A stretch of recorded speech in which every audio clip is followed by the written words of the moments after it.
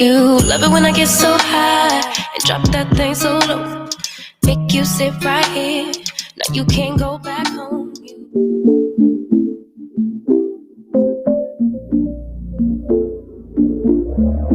Wave, look, why you mad? Get to the bag. Long face, tuck a case, get the cash. I've been living fast, still far from average. Real talk, all this shit is right outside what I imagine. Young, black, and raspy, catch me with a lab. Be young, nigga make the slap that make her body do magic. Won't stop till my bank account magnets. Looking like I'm still running paper routes backwards. Money bags, no advance, snap back like a rubber band. Pretty thing with a suntan, make it bounce back when you do the dance. Call my song, we supposed to pay. See your things through a different lens. Living fast, only one chance. Never pants, how we do the plans. Right? I practice what I preach. They lie, I put her out my way, then get lost to see. Not sure what you wanted, but I'm what you need. I know my high just started, but I hit a peak, yeah. Wave. Hey, good morning, everybody. Thank you for stopping in this morning. Appreciate you. Hey, please take a second to like and share today's stream. It means everything when you do. Quite frankly, when you share the stream, more people see it. More people see the show. And we want to spread the gospel of flow this morning. Now, listen, the show's got to be real tight because I got many things going on this morning that I must attend to. Have an appointment set up for later on. So the show might go from 7:30 to 9:30. All right, we'll see how things go, but I've got to keep it tight. So I want to make sure we start very, very quickly. We'll get the show started. I'll turn the cam on in about 60 seconds, but I want to give you a chance to like and in particular share the show. Share it in as many spaces where you think people might like this kind of content as possible. As obviously as you can tell with today's cover art, I want to talk about kitchen and cocktails. The question is real simple. Was he wrong? Everyone's been talking about it. And you know me, I have a very strong opinion about most things. And I want to share that opinion with you this morning. Also, the man who was recently appointed to replace now suspended Cincinnati City Councilman Jeff Pastor on City Council did his first interview. And some of the things he said just rubbed me the wrong way. I want to be fair, but I want to be real as well. Also, are you aware of what's happening at the federal level as relates to the legalization of marijuana? Some people have suggested, and I think I agree with this. In fact, I do agree with these people, that legal weed equals reparations for FBA. If you're like, what are you talking about, Nate? Keep listening. I'll explain it all. This is Cincinnati's most dangerous and informative podcast. It's the Nathan Ivey Show, and we'll get started in 60 seconds. Knowing what you want, I know just what you need, yeah. Here's the thing, I got you falling through for the weekend. Since I put it down, I need it. Bet I'll make it all, don't wanna leave it.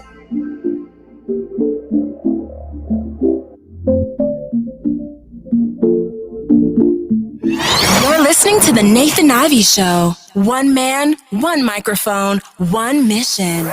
Now let's get back to the flow.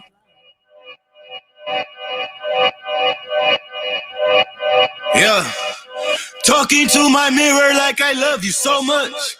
Curving on my critics like I heard you, so what? You can't kill my confidence, I think I'm the man. Tally all the I ever gave on my head. Lately I've been living like I can't take a loss. They ain't wanna help me, that's what made me a boss. You can't kill my confidence, I think I'm the man. We don't give a fuck, that's what they don't understand. Back again. again like slew season. I broke records while loose leafing. I'm coming down my roof, leaving. Don't give a f, I don't care. Did this for my lonesome. No wonder now I'm on one. No shortcuts on that long run. All I really want is my share. Get on my God, on my told him it's nothing. In the discussion, for the feelings I throw on my pain on percussion. The disgusting. I hear them bragging about that they did, and it do not move me. Not in the. All right, good morning, family. Thank you for being here. As I said, I want to get the show started very, very promptly and quickly. I've got a short window to be with you this morning. Typically, man, when possible, you know me, I'll go to 11, 12. But today I cannot do that. I've got some things going on today. Some of the more emotional side. My grandmother's going to be laid to rest today. I want to spend some time and give myself some time to reflect.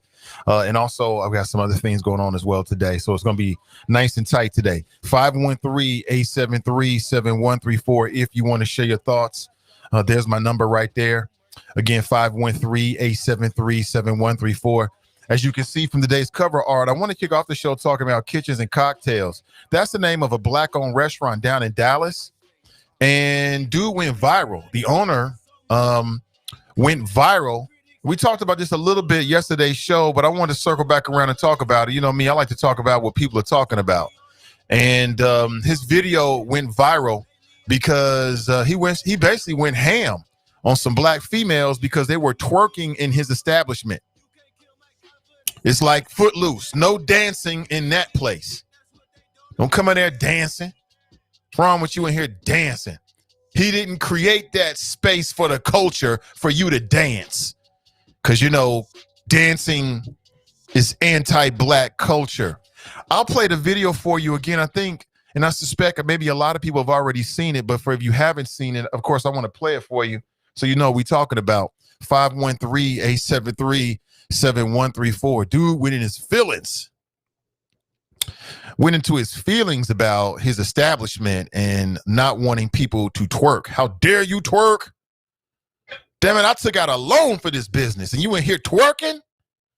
Y'all know I didn't do this for y'all to come in here twerking in my business. And I have some very strong opinions about it, man. And I want to get your thoughts. The question is simple. Was he wrong? Was he wrong? I want to get your thoughts. I want to talk about it right here, right now with you. Was he wrong? And if you don't know what I'm talking about, let me play this video for you and you can see it for yourself. Watch the video and then tell me what you think. I invested a lot of money into buying this building, into developing this concept so black people can have somewhere nice to go to, okay? Somewhere where we can feel good about ourselves as a, come on, stop the music, please. Somewhere where our people can feel good about ourselves as a culture, okay?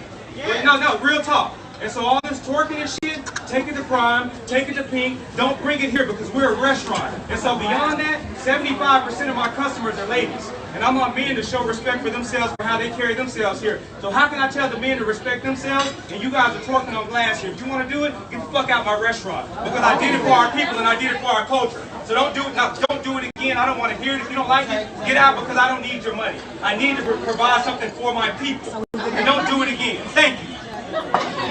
Yeah, Dewan gonna get fired. Down there playing Big Frida. And, you know, my apologies because I like to give you a heads up on the cursing. I just know how it is. My apologies on that. But you heard it right there. That's the owner of the establishment. It's called Kitchen and Cocktails. I went to the website this morning and, you know, just doing my research as I do. You can find them on Instagram at True Kitchen Cocktails. And they sell chicken. Ladies, as I said before, be a lady. Be a lady. Down there gnawing on your chicken bone. Don't do that. Eat it with a fork and a knife. Down there smashing. Apparently, dude called Crazy Heat for that because people was like, wait a minute, why you disrespecting black folks? And there were like a couple of videos that have been released. He did like the Popo do. He released his own videos, right? That showed him as the owner trying to talk with people. His name is Kevin Kelly. That's the black male. What's up with these bald black men with no facial hair? I didn't see. It's just something that's a hell of a combination. Bald and no facial hair. You can't even get a mustache, homie, like a little sandal bar or nothing. Damn. Down here, Major Payne and people. Even Major Payne had a little bit of something on that lip. I don't know. Dude went straight overseer on his on the people because they were twerking. And I read the statement that he put on Instagram. Here, let me read some of the statement to you. In response to the numerous comments and posting on social media, I will share a bit of detail associated with our guest twerking. Let me stop right there. Who has a problem with twerking? If you have a problem with twerking, raise your hand. And I'm gonna tell you just like this. If you a man and you raise your hand, you suspect to me. What man has a problem with twerking? Now, if it's your daughter, that might be different. But you talking about other grown women, what man has a problem with that? As a man, I have no problem with the concept of twerking. It appeals to me. Straight up. You don't like it? I am a man, 100%, all day, every day, and I ain't gonna run from it. Simple as that. Raise your hand if you have a problem. Matter of fact, I ain't even asking the men because I don't want to know. Like if you're a man, you got a problem with twerking, I don't even want to know it. Keep it to yourself. Ladies, to my female listeners, is there a problem with twerking? To me, twerking is just another dance. It's just another style of dancing. Have you been on TikTok lately? Some of these TikTok dances are way worse than twerking. Like, I just found out recently that there's like this dance going along. It's like the kangaroo dance. That's worse than twerking. That's way worse than twerking, in my opinion. Mofos out here doing this on TikTok. I'll take twerking over that any day. As a man, you may disagree. But ladies, I want to know what you think, because he was primarily talking to his female patrons. He said that 75% of his patrons are females. And apparently it was some females that was like twerking. And someone said that twerking, if you really look at it and break it all down, that it has roots in African dance. I can see that. I'm gonna tell you again, as a man, as a heterosexual black man, I got no problem with it whatsoever. Get your twerk on. Oh, I like to see women twerk. Period. I got no problem with it. You want to twerk it, twerk it, twerk it? Oh, yeah. Oh, woo. Yes. Well, I'm supposed to tell you some lies? I'm keeping it real with you. So if you're a man, you got a problem with twerking, and I'm not talking about your daughter. Don't please nobody call me up and ask me no dumb ass shit. Where was your daughter, Nate? I'm gonna hang up on you. I'm gonna tell you that right off the top. Don't even do it. It's gonna be a dead end for you. I don't want to hear that nonsense. I'm talking about other women that I don't know that are not genetically connected with me. Got no problem with it. Don't like it, actually. Yeah, I said it, and I meant it. Are you triggered yet? I meant it. But that man said that he created that business for the culture. He didn't create that business for you to go in there and eat chicken wings and twerk. Just go in and eat chicken wings. And listen to Big Frida. I believe that was Big Frida that was playing in the background. Now, I'm going to tell you like this.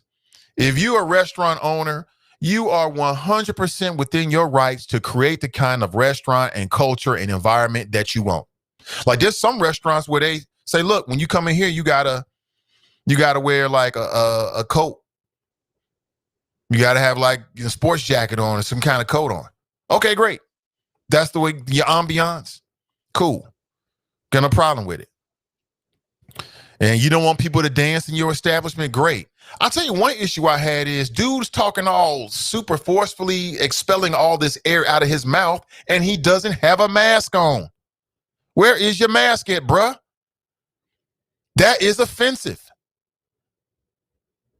Maybe I see a little bit of facial hair there. That's a kind of a blurry picture there. There's no mask on that man's face. I would have been outraged. Like, oh, God. COVID.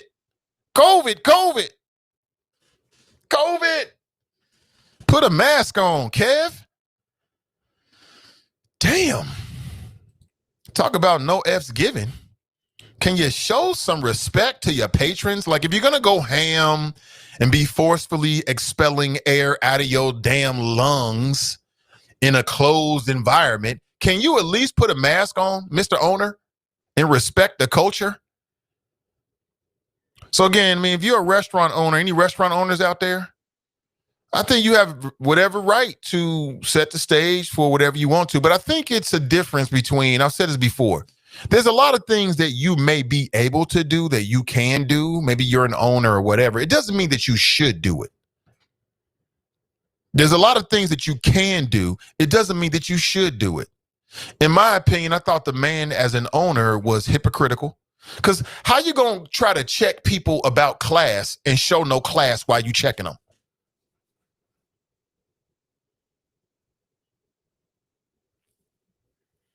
How you going to claim you going to create a space for black people in the culture, but as soon as a couple things happen, and these are minor things in my opinion, somebody's leaning up against the glass twerking. Here's what you do, Mr. Owner. You go over to that particular person and you ask them to leave. But to make this whole big display like I'm the overseer, I'm the boss, that's how it kind of came across to me now. Y'all might say I'm wrong. Y'all might say I'm wrong. I've heard it all before. I already know it. I know it. I can hear it now. Nate, you so wrong. I know. Trust me. I'm always wrong. I get it. But I'm going to give you my piece, though. Mr. Overseer, it's my chicken joint. How dare y'all come in here twerking and I'm in here trying to sell chicken. What is wrong with you? Just eat the chicken. Here's what you do. If you don't want people twerking, I got a couple suggestions. Number one, you put a sign at the door to say no twerking. So when the people are walking into the establishment, they already know what to expect. That way you ain't got to go out here and make no grandiose displays and walk around and whatever the hell you're doing. You ain't got to do all of that. Then secondly, you don't play twerk music. You don't play twerk music. There's certain music that will solicit twerking. It's just like if you start playing some of that the music from the 80s, guess what's going to happen? Cats going to start ticking. They're going to start, it makes people want to tick. You out here playing Egyptian Lover, chances are somebody's going to start doing the tick. This is what it is. It just comes with the territory. It's part of the culture. It's part of the culture. So let me answer my own question. Was he wrong? Yeah, he was wrong. In my opinion, he was wrong. Because, you know, if you want to set a standard of class and respect, then you have to display it. Even when you get mad, even when you might have a good reason. Like I read on his Instagram page that he was concerned that it was like that there was somebody that had their hands up on the glass and then it was twerking. I wish we could see that video, you know, depending on who was doing it. Because I don't want to see everybody twerk. Some of y'all, I'm cool. I don't want to watch it. Others, I'm all about it. I'm all about it. So in terms of a health risk or being liable and things like that, I get it. But I think there's a way that you handle that. I don't think he handled it right. Just going all off. Listen, if you don't need it, I don't need your money. Oh, really? This is free? Free chicken. Free chicken. I went to the website. I like their icon. The icon is like, I don't know, it's like this modern chicken. It's like Van Gogh does a chicken, right? And then it says kitchen and cocktails. And I thought that was cool. That was a cool logo. I went to the website. Looks like a cool logo. If I was there, I thought about this. I've seen the video like 15 times now as I was processing my thoughts between yesterday and today.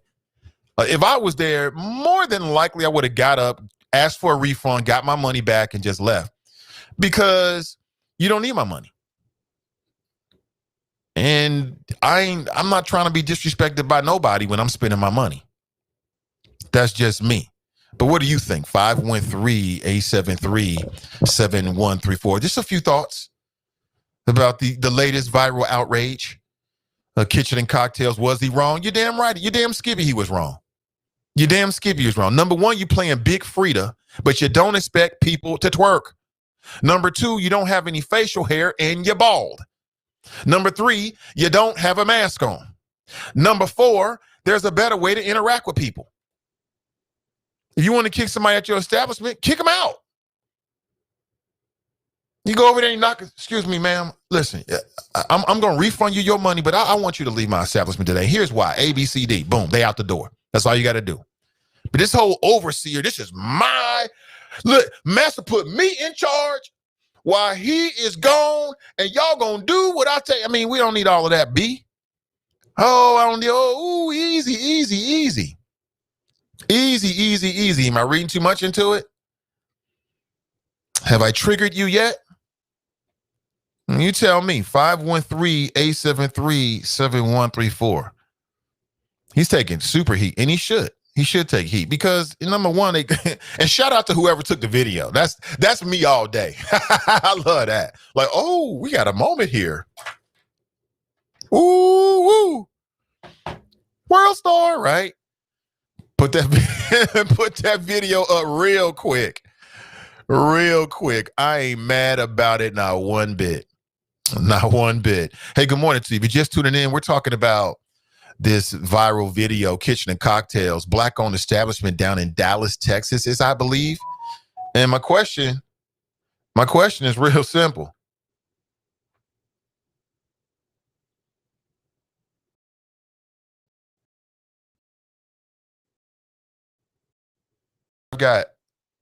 How did that happen? Hold on one second here. Hold on one second. Appreciate that. Not sure how that happened this morning. Somebody's telling me that I got to ask Ashlee's information on today's subscription. And I didn't mean to do that. Give me 1 second. Let me change that with the quicks.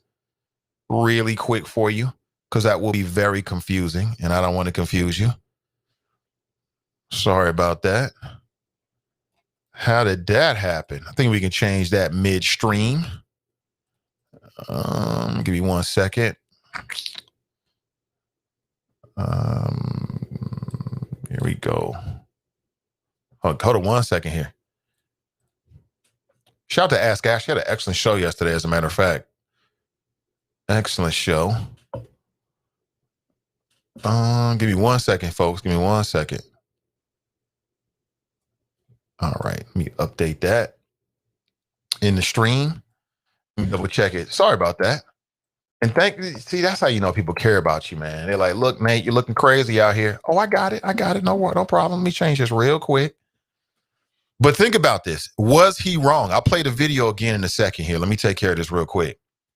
Was he wrong? I say he was wrong. Some might disagree, but I say he was wrong.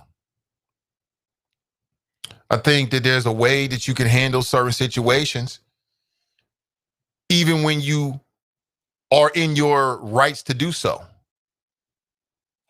You know what I'm saying? I think there's a way that you can handle certain situations, even when you're right to do so. Okay, so I just changed it. Thank you so much. I appreciate that. I'm out here looking crazy. We good now. I know that will confuse some people. Ask Ashlee was Tuesday. Today is Wednesday. She'll be back on again on Thursday. And check out her last pod, Midday Juice. Excellent conversation. Brothers trying to get married, dealing with a black woman, or dealing with a woman, should I say, who's got a bad relationship with the father of her son, of her child, which, if women don't know, men are looking at this. But anyway, back to today's flow. Thank you so much. Appreciate it. Good morning to you. Was he wrong? That's my question. Now, later on, I want to talk about a couple things. I want to talk about the first interview that was done by the man who was appointed to replace Black Republican Jeff Pastor on city council. Jeff accepted the suspension, and we'll see what happens. To this point, he's innocent until proven guilty. We don't know. And the man that was appointed, again, I think Republican Party show they don't really care about black leadership or diversity in leadership on council. 45% of the population of Cincinnati is black, but only 33% of city council is black. The balance is not there. And this man spoke with the Cincinnati Enquirer and said some things that need to be called out. They came to my attention. I must discuss it this morning. Also, reparations equals, or should I say, legal marijuana equals reparations for FBA. Again, legal marijuana equals reparations for FBA. But we got to talk about it. We got to set the narrative. And also some great some great news when it comes to your internet freedoms as well. So I'll get to all of that this morning. Again, I'm in and out probably by about 9:30. Got to make a couple of moves this morning. It's a very emotional morning. My grandmother's being laid to rest this morning. So it is what it is. I'm good, though.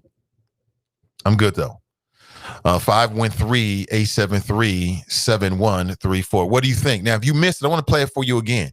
Because I want to make sure that we know what we're talking about before we get into it. I'm going to play this for you one more time. Heads up, there is explicit language in this. So if your children are close, you might want to make them leave. You might want to turn it down. You might want to put your Raycons in or whatever you listen to, your Bluetooth in or whatever. I'm not even sure they're not Bluetooth, but your Raycons or your earpiece or whatever. If you're at work, you might want to turn it down. There is at least one F-bomb. Okay, but I want to play this for you because I want to get your opinion about it. I want to know what you think. Oh, before I even get to that, we got our first call coming in. Was he wrong? That is my question. Let's go straight to the phones. Good morning. Welcome to the show. Good morning, Nathan. How are you doing today? I'm doing great. Welcome. Well, that makes one of us because I'm disgusted at these takes you having this morning.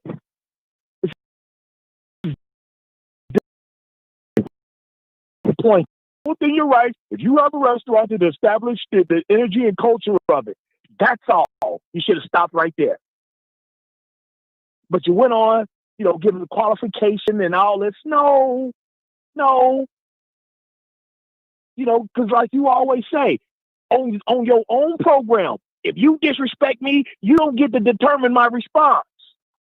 You disrespected his establishment. You don't get to determine his response. I don't care how he handled it. He could have told all of them to leave. And that would have been appropriate. You're disrespecting my house, my establishment. There's nothing wrong with what he did. There was people twerking on the glass. If the glass breaks, he's getting sued because he's liable. And just because the music is playing with it, regardless of what it is, that doesn't mean you got to get up and do all that. I saw in the comments somebody say, I seen people twerking the Baby Shark. So it doesn't matter the song that's playing. There's no song. You talking about put up a sign, no twerking. Jeff Ruby don't got that at the precinct. He don't got that on his restaurants. So what you essentially said was that the Negro is such a simple creature that music will set it off. And I'm not surprised to hear this rhetoric from you. No, I am surprised. I'm, in fact, disappointed. But it is what it is. You're going to do what you do. But you're dead wrong with this. Stop supporting this tomfoolery. There's nothing wrong with what that man did. I'll holler at you soon, B. I hope the homegoing service is a success and well done. But take care. Later. Yeah, you too, man. Take care. Appreciate the call. Now, of course, I disagree completely.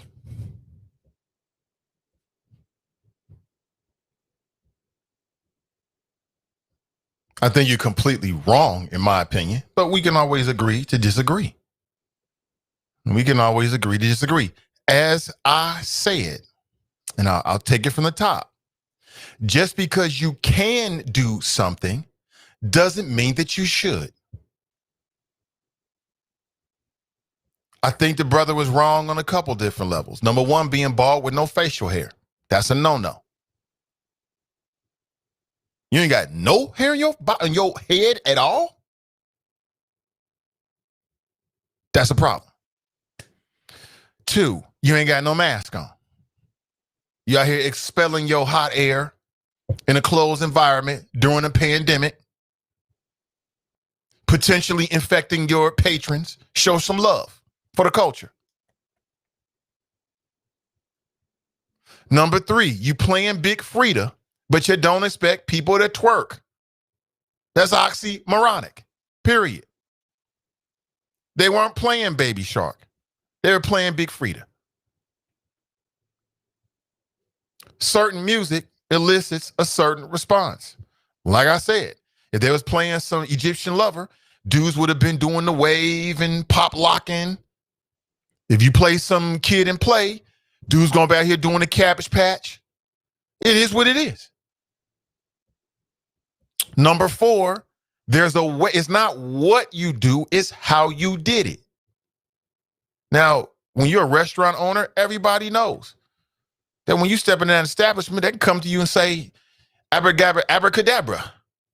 They can do a spell from Hogwarts and say, I want you to leave. And at that moment, you have to leave. It is what it is. He could have handled that better. I'm not even sure what number on. Another issue is that he's hypocritical. You out here trying to check black folks on being classless, and you showing no class.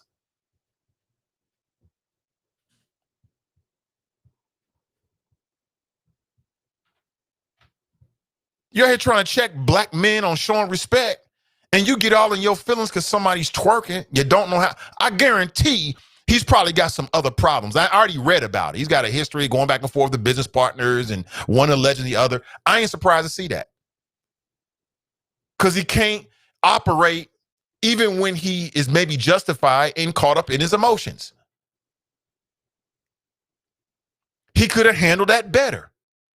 And if you're talking about, I'm doing this for my people, I'm doing this for the culture, well then, even if you are justified, like if you mad because people twerking, this is a no twerk zone, number 1, put a sign up, no twerk zone.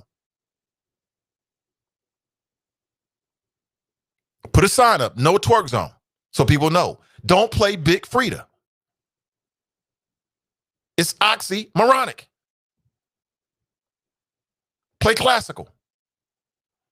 No, you're probably going to get a different response. You're going to set a different mood. Play some jazz.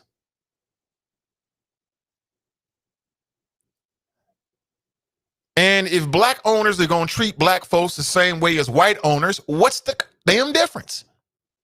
Part of having a place, a culture, and all the stuff for black folks, in my opinion, is we're going to treat you a little bit different. Not that you're going to get everything free, but I'm saying at the very least, when you get caught up in your feelings, the reaction, I think, should be measured by the people that you created the environment for. And I'm glad you didn't say you had a problem with twerking, because any man that's got a problem with twerking is suspect to me, period. Off the top. What? You a man. How you got a problem with twerking? What's wrong with you? Stop it. Be a man. Stop it. But I appreciate the call. I remain unconvinced. I stand by what I said. But what do you think? 513-873-7134. I hear you. I'll get to the comments. I would not be surprised if a lot of folks agree with what you said, brother. I'm okay with that. I'm okay with that 100%.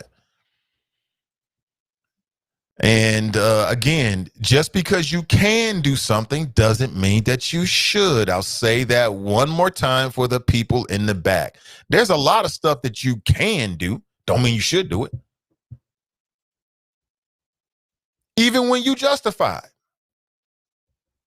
Now, was he justified in saying that he don't want people to twerk? Well, I mean, it's his business. Sure. That's his business. But it was how he communicated it is my problem. It was how. And it's just so many contradictions that you're playing Big Frida, but you don't want people to dance. Then why you got a DJ there? So give us a list of the dances that are appropriate. What music is appropriate? Will you play R. Kelly? So we can't twerk, but you playing R. Kelly, who's the pedophile. I mean, come on. This don't even make no sense. The more I think about it, this is easy. This is easy. Clearly, he was wrong. That's my question for you. Was he wrong? Kitchen and Cocktails, the owner of this establishment, if you don't know, I believe is based down in Dallas, is catching major heat. It's coming under what people are calling fire after a video shows him basically kicking out the guests for twerking, of all things. It's a dance. I mean, you can go from twerking into line dancing. So take twerking out and he said, ain't no line dancing in here. Y'all mofos in here with this damn line dancing. I didn't create this for y'all, a line dance. I created this for the culture. You think it's ridiculous. But I think it's like maybe a class thing. Like, is there some classism going on with twerking? Like some black folks like, I'm too good to twerk. You better get them hips in motion. You better get your practice in. I don't twerk. That's beneath me. Stop it. All this hypocritical fake classism in the black community. We just come up with any old reason to be nasty to one another, don't we? That man didn't have to do that. He could have came better than that from damn twerking. Now, if it's a health issue, then it's a health or liability risk. He didn't bring that up at all in his little rant. He just got into his little bald head feelings, his little no facial hair, no hair on his human head, which is, it's just a personal thing, okay? It's a personal thing. I fully admit it. Y'all like, what's that mean? My daddy don't have no, I ain't talking about your father in specific. This is a general observation, so don't call me up talking about your family, and I don't want to hear all of that. It makes no difference to me. This is how I feel about it. This is how I feel about it. 75% of my customers are women, and that somehow they're disrespecting themselves by twerking. Do women disrespect themselves when they twerk? I like to know. I want to hear from the women. I don't want to hear no men, because if you call me up or you leave a comment talking about, I don't like twerking, it's sus to me. It's sus. It's real sus to me. Okay, so please don't do that. Don't put me in that position.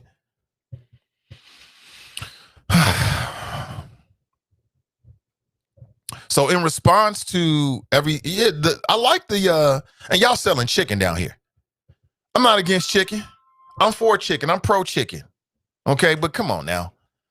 Chicken, DJ, Big Frida, twerking. It all kind of goes together. All right, chicken, DJ, Big Frida, twerking. To me, it's all on the same family tree. All right, that's just me. But what do you think? Let's go to the phones. Good morning. Welcome to the show. Good morning, Nathan. This is Sarah, man. Hey, what's up, Sarah? Hey, nothing much, man. I have to agree with you. That would be the last time, even though he was primarily talking with those women, that would be my last time in his establishment. It's not about, you're right, and that's something my mom used to say a long, long time ago. It ain't what you say, it's how you say it. It's just totally disrespectful for you to use that type of language in order to get whatever point that you have across. That's just unprofessional and uncalled for. You don't have to speak that way, in your establishment, regardless of if you don't like the idea or you want a cultured environment or anything along those lines. You're right. No shoes, no shirt. You could post a sign. No twerking. No whatever. But to do something like that makes you suspect to me. Now, that's just my own personal opinion. I know we have a lot of growing to do, and as much as black businesses are concerned across the board in terms of customer service, in terms of, providing an adequate and great product or service. But that was wrong. I don't see how, who was that? Was that drop? I don't know. No, that was Fame. Was it Fame? No, I'm entertained by Fame, but, I have to disagree with him on this. Yes, the fact that it's yours is meaningless because you're providing a service for other people. What good is yours if nobody is coming to yours in order to support you? You just don't do things like that. And it's not justifiable whatsoever to talk to people in that fashion. That's all I got to say. I know I'm a man. I know you want women to call, but I just, it doesn't matter if you're a man or a woman twerking or doing something that you should or should not be. It's the way that you, as that proprietor, as that owner, speaks to your clientele. He was wrong. Point blank, period. That's all I got, brother. Well, thank you for the call. Appreciate it. That's Sarah. Appreciate him. I'm getting crazy feedback. Appreciate him. Yeah, he says the brother was wrong. What do you think? What do you think? I want to play this video again for people just tuning in. I want to make sure that we all have the same information. I just want to get your thoughts about it. And I don't want no man calling up here talking about you're anti-twerking. Don't do that. Don't do that, please. Because what man's against twerking? And I don't want no women calling here asking me about my damn daughter. It's the dumbest question you could ever ask me. I've got no tolerance. I'm going to hang up on you before you get it out. Straight up off the top. I don't want to hear that. Okay? Some things don't need to be explained. But in terms of this happened down in Dallas, Texas. And we're getting a call from Texas right now. Let's go straight to the phones. Hey, good morning. Welcome to the show. Good morning, Nate. This is Black Brent down in Dallas. How are you doing today? I'm sorry, what's your name, brother? Yeah, let me take you off the Bluetooth. This is Brent, Black Brent out of Dallas. How are you doing? Hey, what up, Brent? Welcome. Oh, no problem. Yeah, just wanted to make a comment about this whole issue at the restaurant. And I think I shot you a text of the Facebook post of the owner. What had happened is that folks saw the result and not what led up to that action. And the girls were getting up and they were dancing and twerking, and the other customers were complaining. So he sent his server over and told them, hey, please stop. Second time, it happened again. They're getting up, getting on chairs, getting on furniture. They told them again to stop. Third time, they get up, and they even have their hands on the glass. They have like a glass wall and on the furniture, and they're twerking. So I don't blame the owner for reading them jokers a riot act. Because not only is it disrespectful to him as a restaurant owner for them not to comply to requests, but it is a huge liability issue. Just imagine if one of them would have slipped and fell on the ground or fell through that plate glass window. They would have been the first ones to try to sue him and put him out of business. So I ain't got a problem. If you that stupid and that hard-headed not to basically follow the directions, yes, it wasn't posted, but they came to you 3 times. So apparently talking to you cordially isn't working. So it's time to talk to you in a manner and a tone that you might understand. So I don't blame them one single bit. I know you're down in Texas. Are you near Dallas? Are you in Dallas? I'm about 30 minutes from downtown. Okay. So, have you ever been to that particular restaurant? Like, what are people saying about it before this happened? Have you heard anything? I think that's a relatively new restaurant, but I ain't trying to go to nobody's restaurant. If anything, it's going to be carry out. I'm not sitting there. You saw the number of people that were packed in there, no mask. But here in Dallas, the governor's crazy, lieutenant governor's crazy, and people, including our people, sadly, think this corona is for play. And I'm not the one with that. Hey, Brent, thanks for the call, man. I appreciate you. Oh, not a problem. Have a good one. Yeah, most definitely. Appreciate it. Brent says, look, man, they came to him 3 times. And again, the owner released a video that basically backs up and or corroborates, or what he said, Brent said, corroborates the video I saw. That wasn't the first time he went to him. He had went to him several times. Some women were up on the chair. Some people ain't got no damn sense, no home training. We know that. That's why it's so crazy to try to find somebody these days. Because the expectation that they were raised the right way is so damn low. People don't care. You got them folks out there. But I still believe he dealt with it wrong. Here's how I would have dealt with it. I would have went over to the table, let's say 2, maybe I give you 3 strikes. The third time I come to the table for the same thing, you out the door, buddy. No tears, no whining, you out the door. You know what I'm saying? I'll come to you a couple times like, hey, listen, we getting some complaints. Can you not stay on the furniture? Because if you do, I'm going to have to ask you to leave.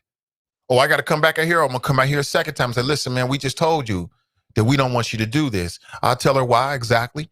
Just talking directly to them. I ain't got to address everybody in the restaurant. Talking directly to the perpetrators. The third time, I'm going to call the boys. The boys going to come get you. Period. That's how you handle it. Oh, ma'am, I'm asking you to leave. Oh, you ain't leaving? Hello, boys. Come get That's it. That's what the boys are for. I'm not going to keep going back and forth with you about a damn thing. It is what it is. And oh, by the way, don't come back to those particular perpetrators. To the whole restaurant, that's where he was wrong. Like I said, it's not what he did. It's how he did it, in my opinion. In terms of the law, I mean, legal minds have to tell me that. In my opinion, I don't see that there's a case. You're up on the chair, which at a restaurant doing something you ain't supposed to do. You slip and fall, you gonna sue me? What's the grounds? I told you to stop. And again, that if been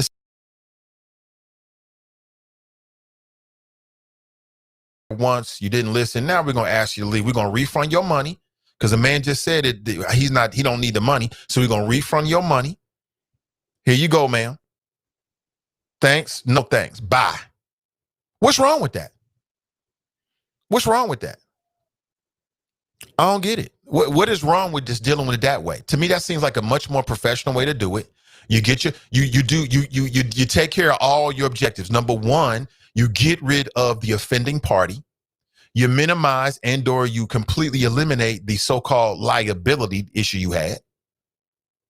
You open up the table for some new customers, so money coming in.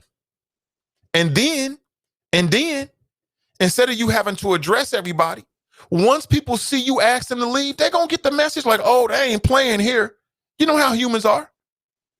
Everybody watching like, oh, he just asked him to leave. He might even got some claps like, yeah, thank you. Because they was on here twerking on my shoulder, trying to eat these wings. I'm trying to smash. You over here twerking a Big Frida. So, again, he could have handled that a lot better. And he was wrong. That's just my opinion. I remain unconvinced. I stand in my ground on it. I think the man was wrong. Now, if you're like, what are you talking about, Nate? Well, let me play this video for you again. Again, there is some extreme language in this. I'll give you about 15, 20 seconds to do what you got to do. And we're going to roll. This is explicit language, and we'll rotate. I invested a lot of money into buying this building, into developing this concept so black people can have somewhere nice to go to, okay? Somewhere where we can feel good about ourselves as a... Come on! Stop the music, please! Somewhere where our people can feel good about ourselves as a culture, okay? Yeah. No, real talk. And so all this twerking and shit, take it to Prime, take it to Pink, don't bring it here because we're a restaurant. And so beyond that, 75% of my customers are ladies. And I'm on men to show respect for themselves for how they carry themselves here. So how can I tell the men to respect themselves and you guys are twerking on glass here? If you want to do it, get the fuck out my restaurant. Because I did it for our people and I did it for our culture. So don't do it now. Don't do it again. I don't want to hear it. If you don't like it, get out because I don't need your money. I need to provide something for my people. And don't do it again. Thank you. Yeah, he don't need your money. So I guess no Black Friday sales. Out goes, you can throw that concept of supporting black-owned restaurants out the window. Oh, you don't need no money? Damn, y'all got it like that? Cool. I'm gonna go to Prime, where I can twerk and get me some flaming hot wings. We're gonna do two things at the same time. We're gonna eat our wings and twerk at the same time. The other thing is just sell the damn wings, man. We don't need you to be the all overseer and teach men how to dress and how to tie a tie. Just sell the fucking wings. Damn. Just sell the wings. Keep the chicken coming. And DeJuan about to get fired out here. Like DeJuan was like in the background, oblivious. Like DeJuan stayed up all last night getting his set together. Oh, man, I'm going to kill him with this Far Side next. DeJuan was out there getting it. So, they ain't ready for this. They ain't ready for this Nas Tupac's remix. They ain't ready for this. DeJuan! Huh? Oh. DeJuan's about to get fired. Oh, he was going hard, man. Shout out to the DJ, man. Tip the DJ. Give DeJuan a tip.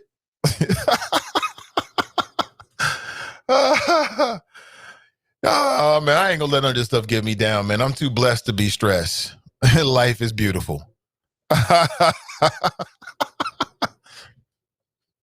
Do for love and everything. What? Huh? What'd you say? Oh, okay. Got that Do for Love Tupac's remix in the background. Oh man, DeJuan was in another. He was in his zone. Like, damn, you messed up my flow, man. You're killing my vibes. Mitch, don't kill my vibes. That's what DeJuan was thinking. Did you hear the crowd? It was like, oh, when he said the F word.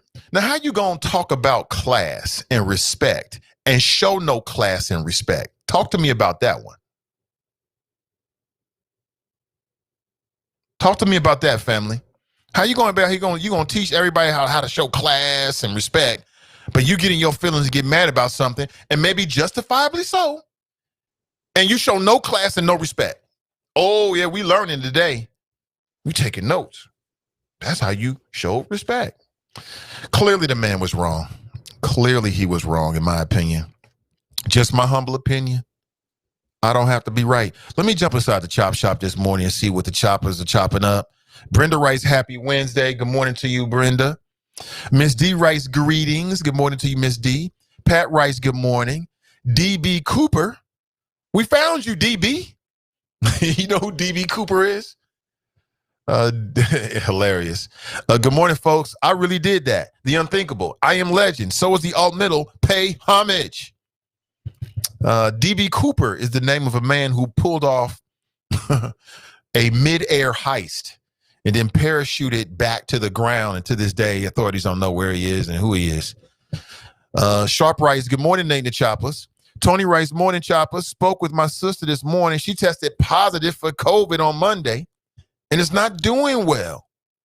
I can honestly say she was one person who was really on it for masking up and being safe, and it happened to her anyway. Take this seriously, folks. Wearing a mask ain't enough. Damn, I mean, prayers up for your sister and your family, Tony. I hope she stays strong and pulls through. Damn, it's serious, man. Thank you for sharing that, because we need to be reminded that this COVID thing is real. Out here playing games. COVID is winning right now. Damn. And you said she was serious about the mask? Because the mask ain't enough. Number one, when they say 6 feet, it's really about 15, 18 feet you need to stay apart. And then, I think people getting a little bit lax. Like, people went from you go to the grocery store, they're not even doing the same thing at the grocery store they used to be, not at Kroger anyway. At the Kroger in Coreyville, where I go a lot because I live in Coreyville, man, when this thing first started, they had people whacking down everything. They was giving you, they ain't doing that no more. I'm like, wait a minute, y'all.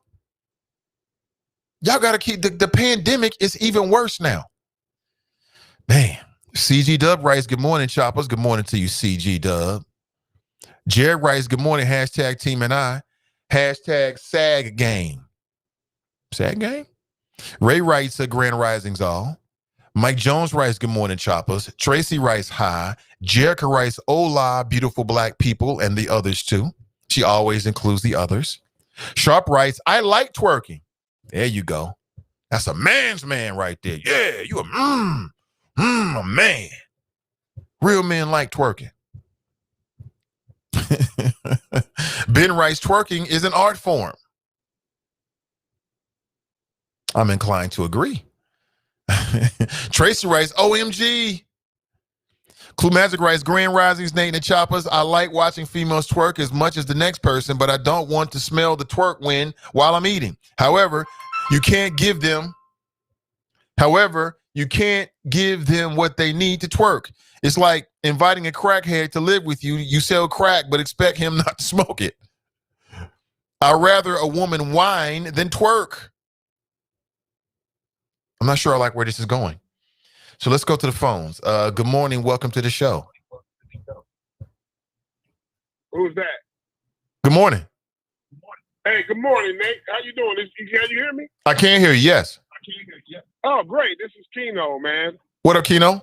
What's up, man? Hey, I think the owner was good for what he did, but he could have done it better, like you said. I think he was just kind of, making himself appear to be respectful to the other patrons, but he did it in a wrong way, as you said. I think he could have been a lot more professional and not stoop to the level of the people that were disrespecting his restaurant. He could have done it a lot more classy if he wanted to call himself having a classy restaurant and making it comfortable for people to be there. He could have done it a lot more without using any kind of cuss words and presented himself to be more respectful, because you get what you deserve. You're right. So even if they were doing what they were doing, he could have easily, if he wanted to keep up that atmosphere, is for portraying himself as being the better person. And, I think that's where he fouled at. And that's why he's getting so much negative feedback on his behavior. But regardless, I mean, at that moment, who's to say, what, he probably, like you said, he dealt with it 3 or 4 times, trying to tell them to stop it, and he let his emotions get the best of him. I think for me, if it was my restaurant, I would have simply said, listen, you do this again, you're out of here. It wouldn't have been no third time, and I wouldn't even worried about calling the police unless they wouldn't have left. You know what I mean? After I politely escorted them out of there. If they wouldn't have left then, if they would have gave me any kind of hostile attitude or a behavior, then I would have done that. But other than that, no. I think he was right to get him out of there if he tried. Other than that, that's it. That's the bottom line, So that's my take on it, Nate. Great show. I'm gonna continue to listen to you, and I got you. All right, Keno, take it easy, man. Thank you for the call. Appreciate it. Well, I'll say it again. I mean, you're well within your rights as the owner to set the standard. You should set a standard. I'm glad he has some standard rather than no standard. But it's not what you do, it's how you do it. I just felt like his delivery was all wrong. And I feel like he contradicted himself in terms of like, I create this for the culture and I want to show class and show men how to respect each other. And you want to hear cuss people out over twerking. If you're that upset about twerking, then put a no twerking policy in place. So when people walk in the door, they know no twerking. Don't have a DJ. Black folks think they always got to have a DJ for something. You don't need a DJ to eat. I mean, DJ means dance. You got a DJ set up, you want people to dance. So now you're regulating what types of dancing that people do. If you don't want people to put their weight on the window, then you put a sign on the window and say, please don't press on the window. I've seen that in places before. But some black people get a little ownership. They own a little something and they become the overseer for other black folks. You know what I'm saying? They want to lord over them, talk ish. That's how I read it. I could be reading it wrong. This is just my thoughts. I'm really we haven't had any females call in so far. I want to know what the ladies think. Do you think he was wrong? Because he was talking to black women. So let me go back to these comments here. I'm inside the chop shop. Jeff Ruby don't play music at the precinct. Tracy writes Rackham. Jericho writes Rackham. We getting a call right now. Let's go to the phones. Hey, good morning. Welcome to the show. Hey, Nate, it's Cassandra. Hey, what's up, Cassandra? Not much. So first of all, I want to say I'm not against twerking at all. Literally, juveniles back that ass up with my high school experience. So if the 99 take over for the 2000, I'll probably throw it in the circle too. But it's a time and place for everything. I don't think he was wrong by the way he said what he said, especially when somebody had already called in like, hey, he told him 3 times. I grew up in a black household like a lot of other choppers. I can never remember a time my mom calmly told me to do something twice, and the third time she had somebody to do something, she came over like, hey, I done told you twice, get up and do it right now. That third time, she was usually coming to whoop my ass. I don't see how you can still say that he's wrong for how he said what he said when he calmly had somebody go to them twice before and tell them to stop doing what they was doing. Putting their feet on the table, all up on the windows. People are eating. I mean, you would want nobody shaking their behind over your steak and potatoes. Everybody ain't clean out here. They putting dirty shoes all over the table next to the food, all over the chairs where you got to sit at. It's just nasty. Nobody wants that while they're eating. If you want to do that while you're eating, then host the trap and paint. You can do that. You can have snacks in there. You can have your little finger food. You can paint. You can drink. You can shake your ass in the air in somebody's face, and everybody doing it, and it's okay. White people go to restaurants all the time where they have little music playing, Taylor Swift in the background. Everybody's sitting there eating. Nobody's up doing a line dance. He created an establishment so people can have a nice place to come and sit down and eat their little chicken wings, not afraid to be shaking their ass in people's faces. It's ratchet to me. And I'm only 35 and I'm saying that it's ratchet. It's not like I'm some old person talking like, oh, these little young kids. No, I don't want to see that while I'm eating. That's not the environment for that. I don't care what kind of restaurant. Unless it's a restaurant that specifically hosts events like that or has that type of atmosphere, you can still have live music and people are not up acting the fool. We have to do better. I don't see anything wrong with what he said or how he said it. Hey, Cassandra, thank you for the call. I appreciate it. No problem. Yeah, most def. Finally got a black female to call in and share her opinion. That's Cassandra. Listen, working on a very exciting new podcast called Melanin Insights, hosted by 2 black females. I can't wait for you to hear it. I know you're going to fall in love with it. All right.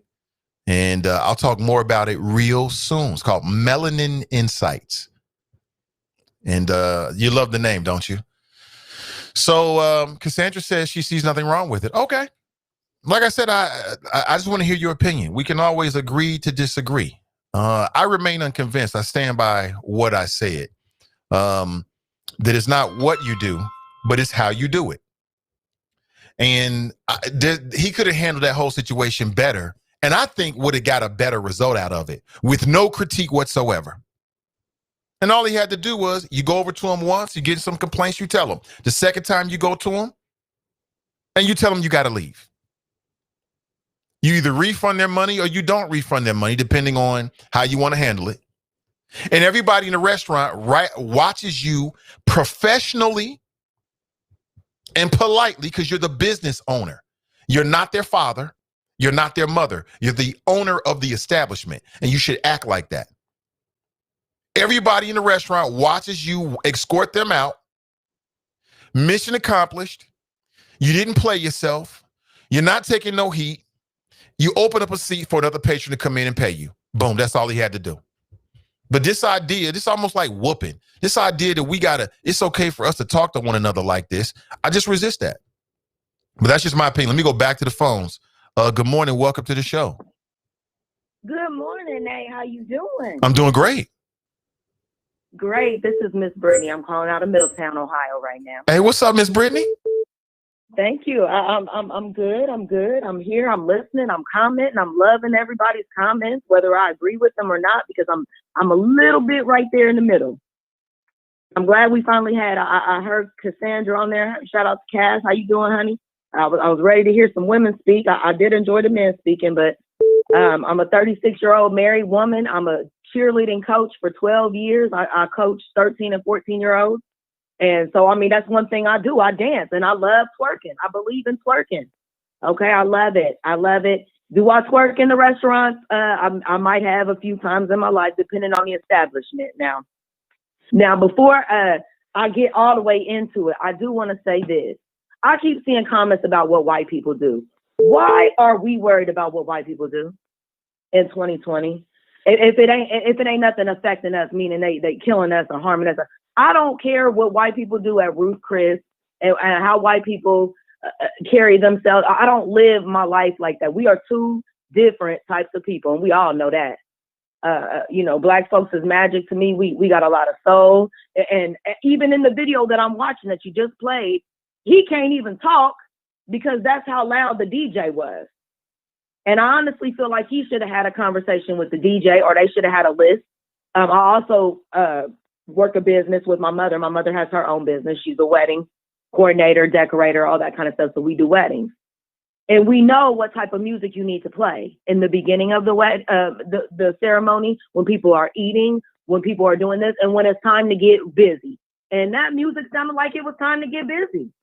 I don't know what song it was, but it was a lot. It was a lot to it, and it was kind of loud. And I mean, for that kind of establishment. I'm not trying to say that the girls were right, but I know there's certain songs, like Cass said, if I start hearing them string basses from Back That Thing Up, it's about to go down. I'm running to the dance floor. But I just kind of feel like he could have said it. He didn't even have to address it the way he did. I guess he was just pretty much fed up. Like a lot of y'all said, after the third time, I would have been fed up too. And he's great for giving them 3 times. Because after the second time, I would have, look, y'all can't stop. Y'all need to leave just right now. I would have asked them to leave because it is disruptive to other people. And we are eating, and we are in an establishment. And had I been sitting right there eating my chicken wings, even though I love twerking and dancing and all that, I wouldn't have been sitting there like, hey, encouraging that or anything like that. I know some alcohol was involved.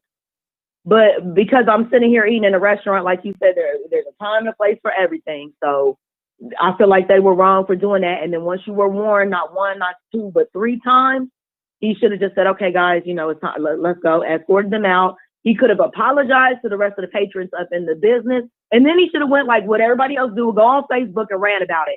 Go on Facebook and write you cuss all you want to and say, hey, we had a situation at the restaurant, and said all of that. I feel like what you said, he was kind of like beating on his chest a little bit, and it wasn't necessary, because honestly, you do need their money, or you need money. I'll say that you need money, so you want customers to come in, but you want them to act a certain way. So I'm gonna need for you to act a certain way too. Like I'm not trying to say change the music. I don't know. It's just certain things that need to happen though.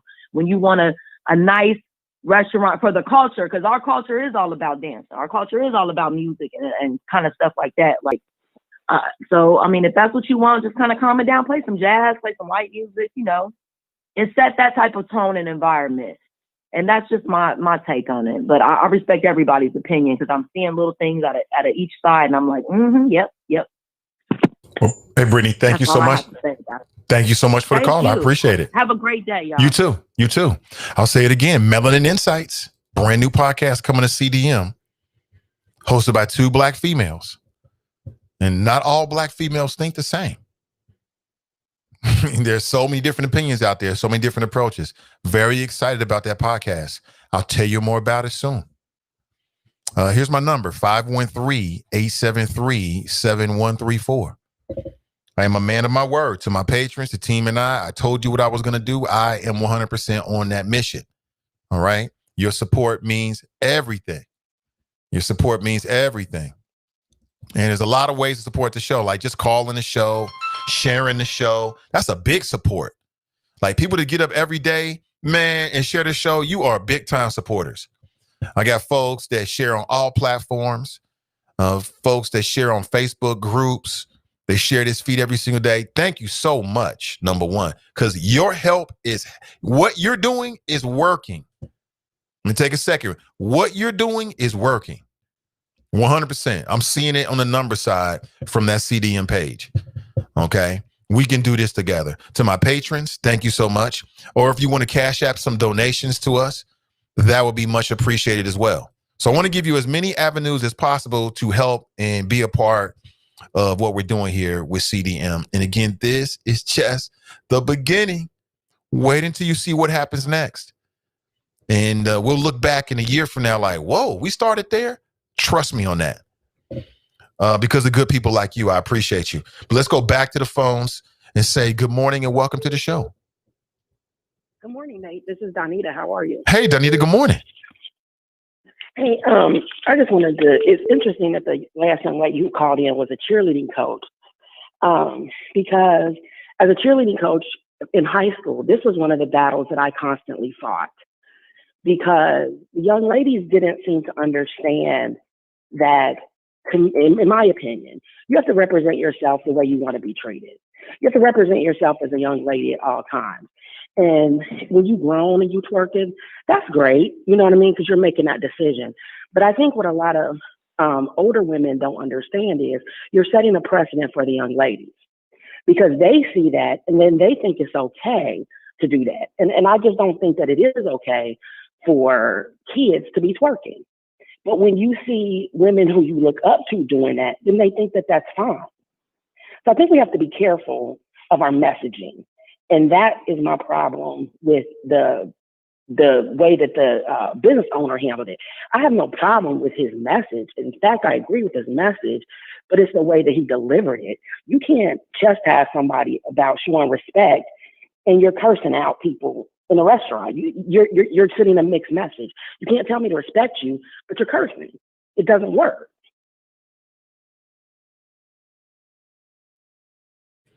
You still there, Danita? Hello? Yeah, we're here. I said it doesn't. I said it doesn't work. You know, you can't tell me to respect you, but at the same time you're cussing at me. You're not respecting me. I agree. And I just, and again, back to the ladies, I just want them to understand that the young ladies are watching. And I mean, I've had the fight of, you know, to me, ladies don't come out of the house with rollers in their hair, with scarves on their head, in their pajamas, you know. But again, we have to be careful of the messaging that we're sending to our young ladies. That was always a fight that I had. Coach Donita, I don't want my curls to fall. I get it. But when you walk out that door, you should walk out the door being presentable. So that means we got to figure something out. You can't walk out that door with rollers in your head and a scarf on because you don't want your curls to fall. You understand what I'm saying? 100%. I feel you.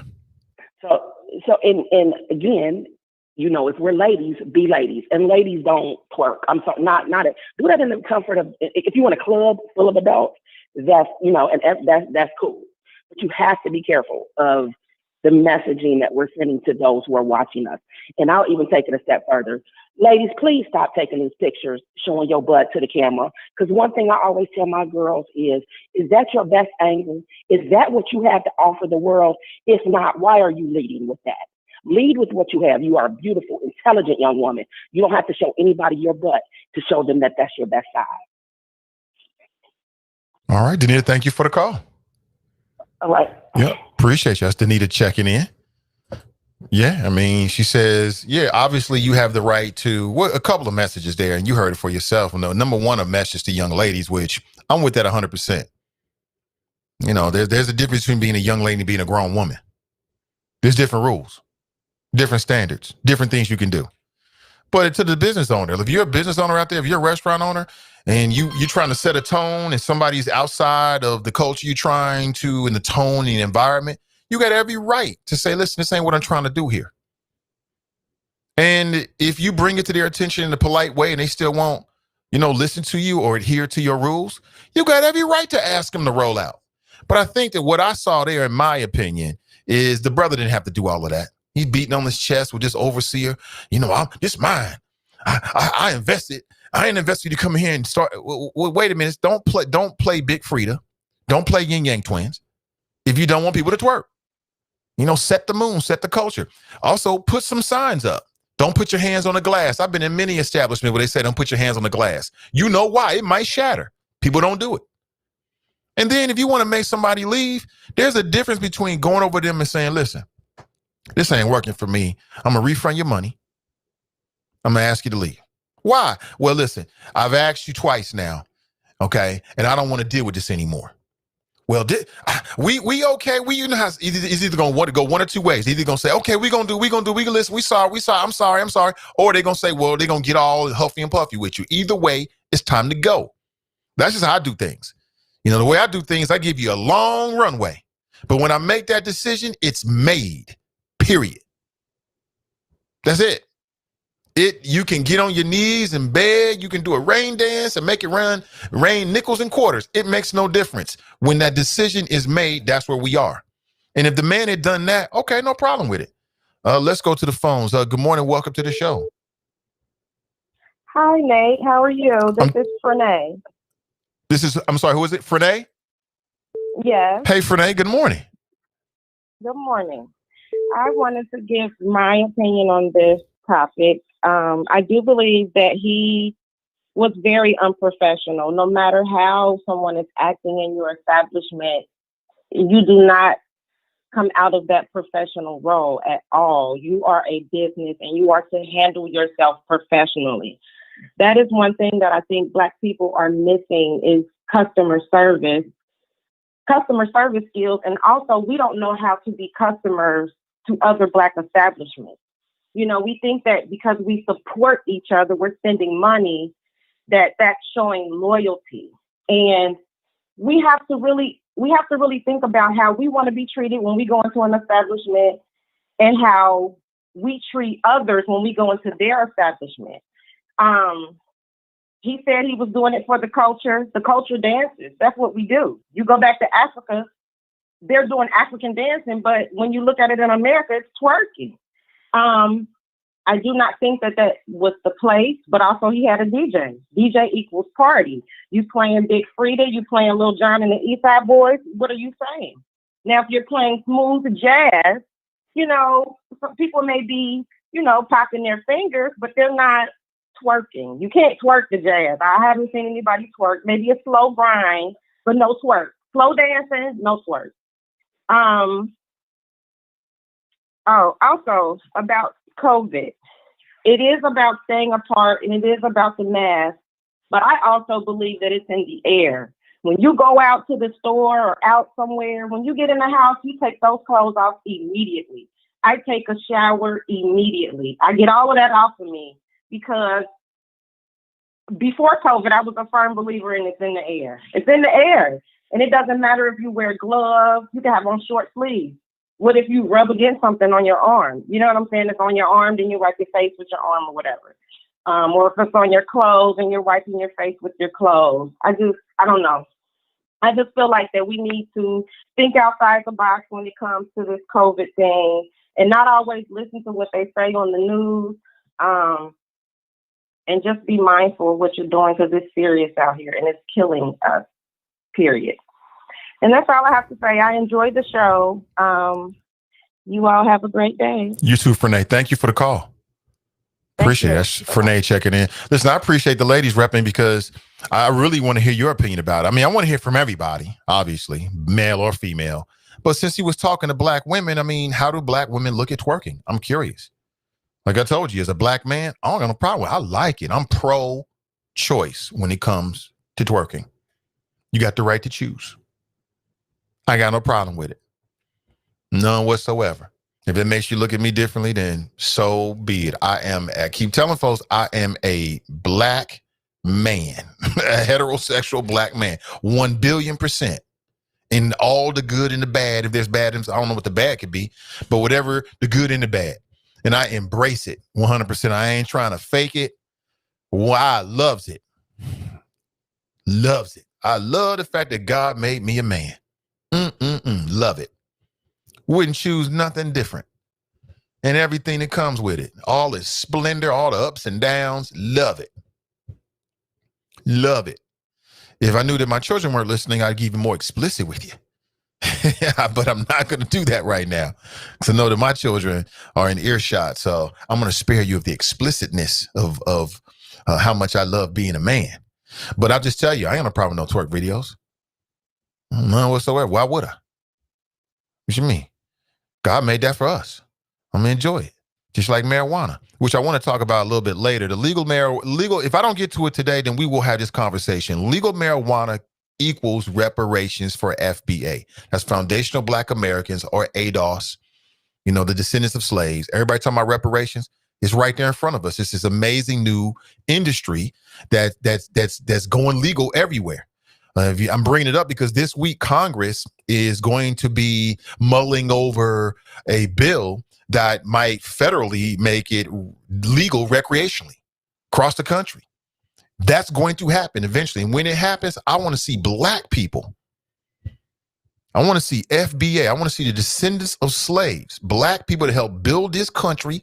They got robbed and conned and swindled and burned out of they rightful destiny to get some of that green money. You know what I'm saying? We should be pushing the politicians right now. That's our reparations. People are talking about reparations. Look, everybody can get behind this.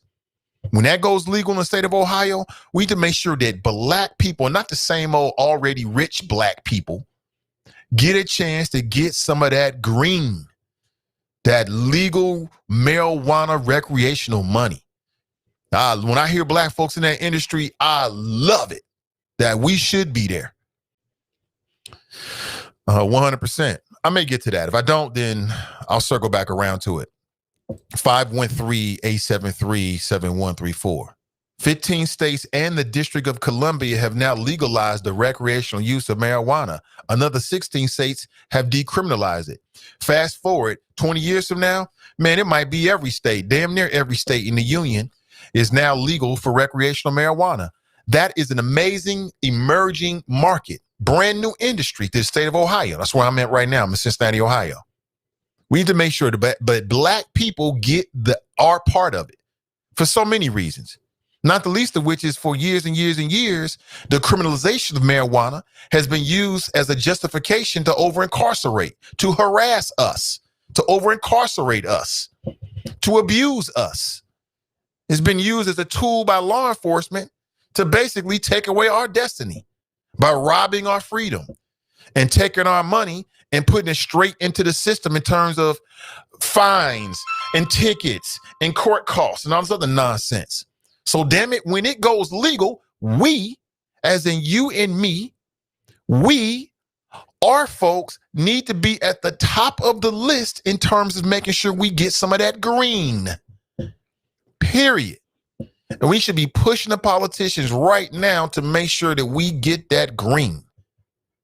Because Americans love their drugs. They love them. Love them, love them, love them, love them, love them. Wait till Cincinnati goes legal.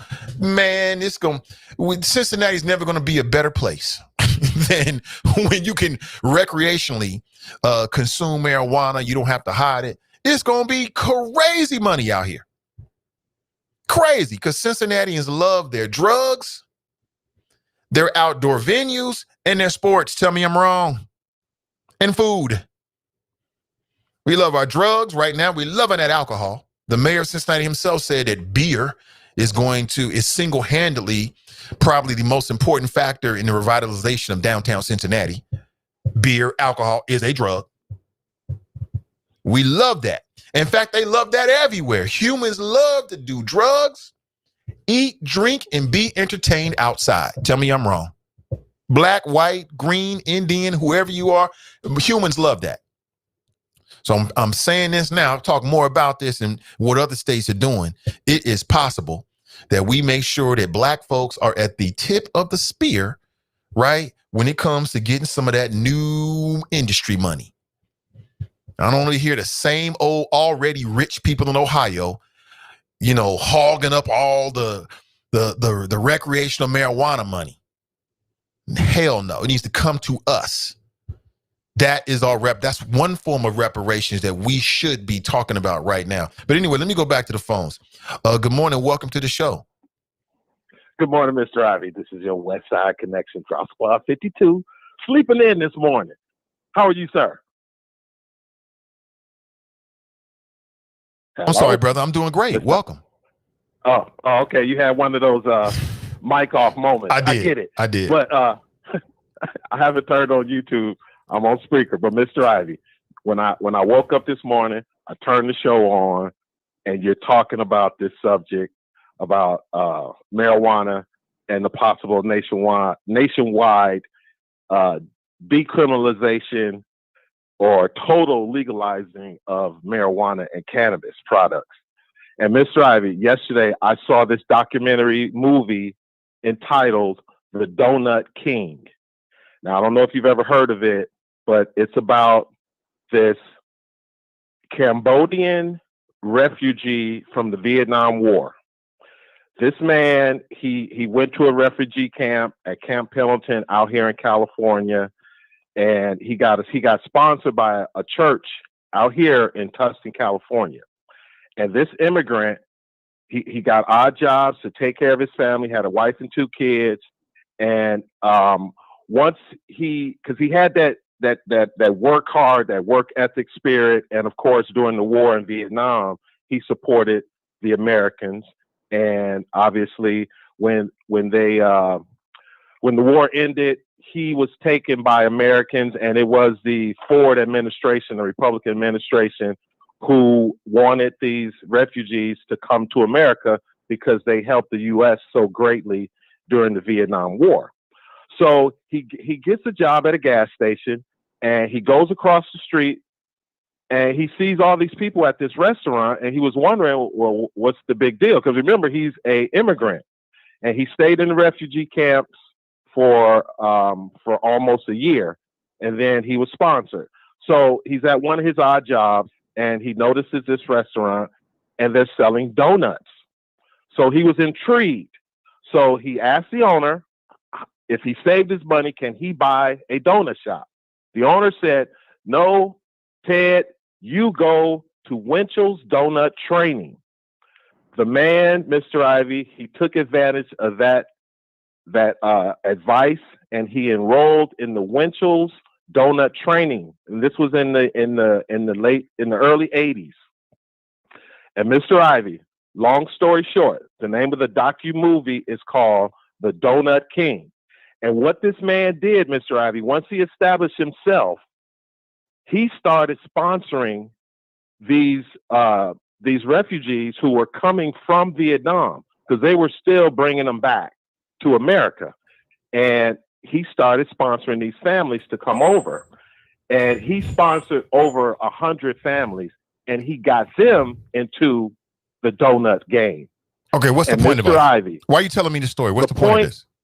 I'm telling you this story because all it takes is one black entrepreneur who has the capital, who has the blueprint to start the marijuana business.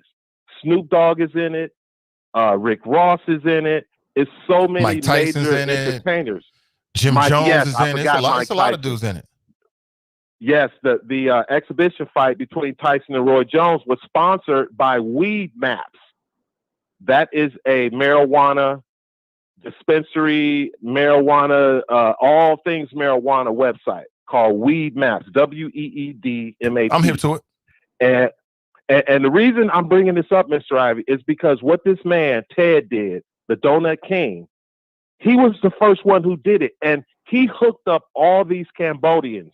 And at the end of the day, Mr. Ivy, the mom and pop Cambodian Vietnamese donut shops took over all of California, ran Dunkin' Donuts out, took over the Winchell's Donuts, because Ted was telling all these Cambodians that came over, go to the Winchell's training, get the training, fulfill your obligations. Then Ted would set them up to run one of his stores.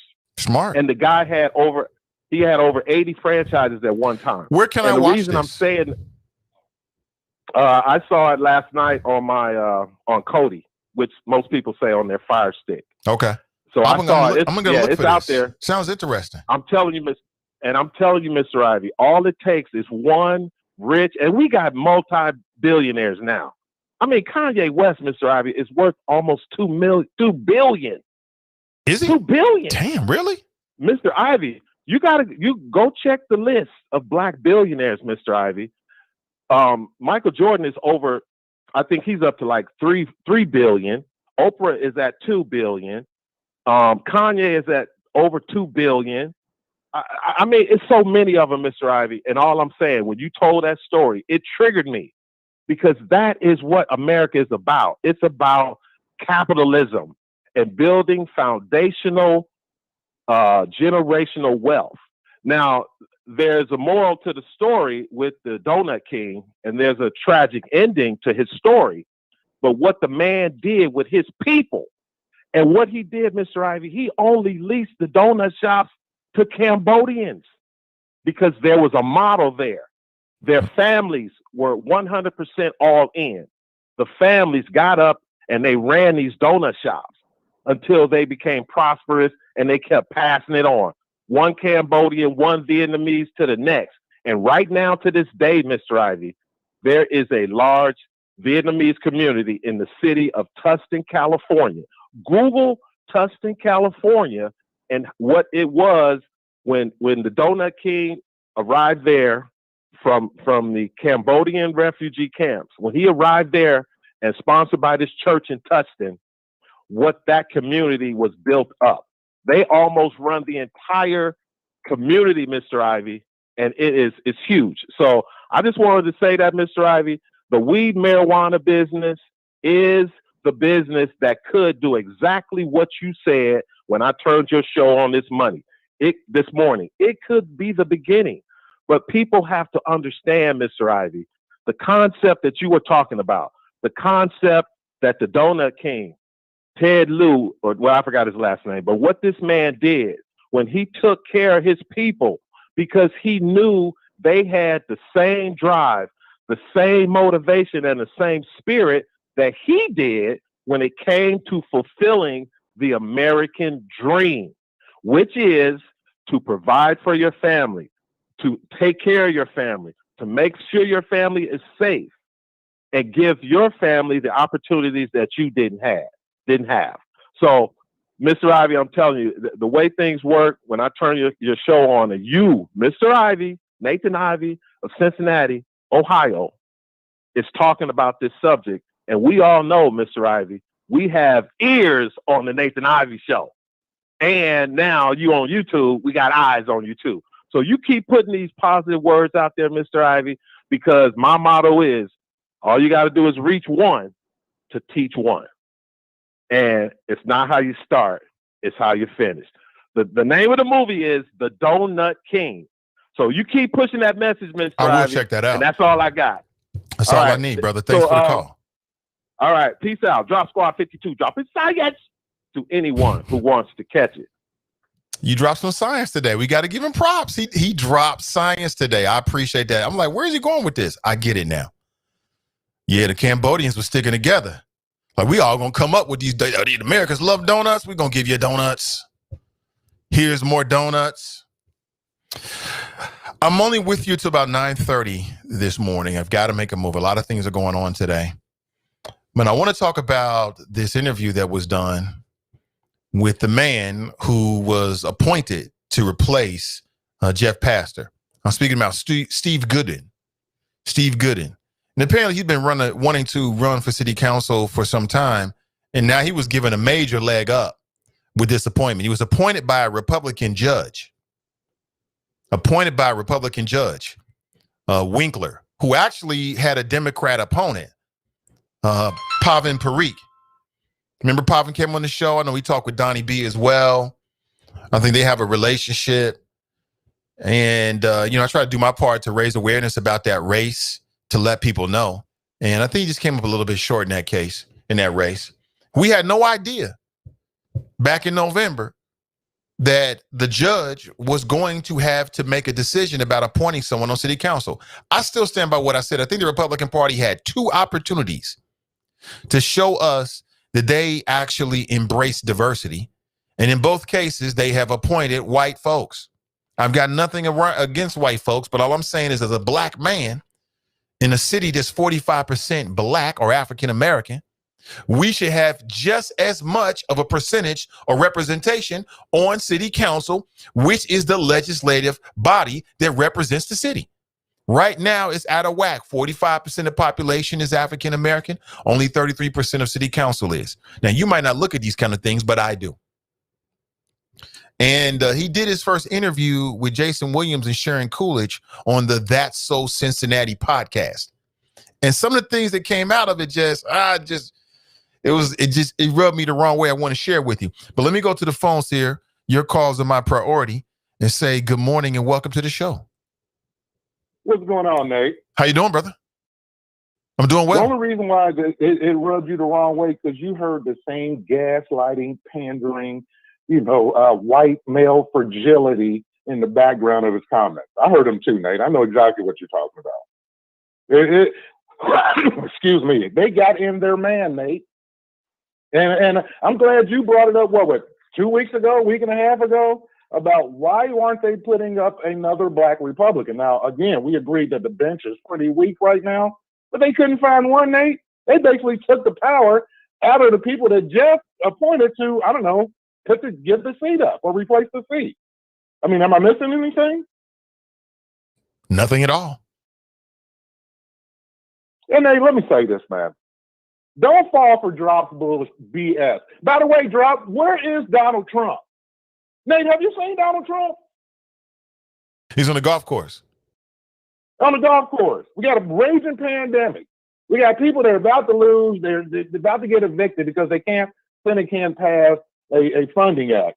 But Nate, this whole time, remember for 4 years we've been hearing, where's Barack Obama, the magic Negro? Didn't we hear that, Nate?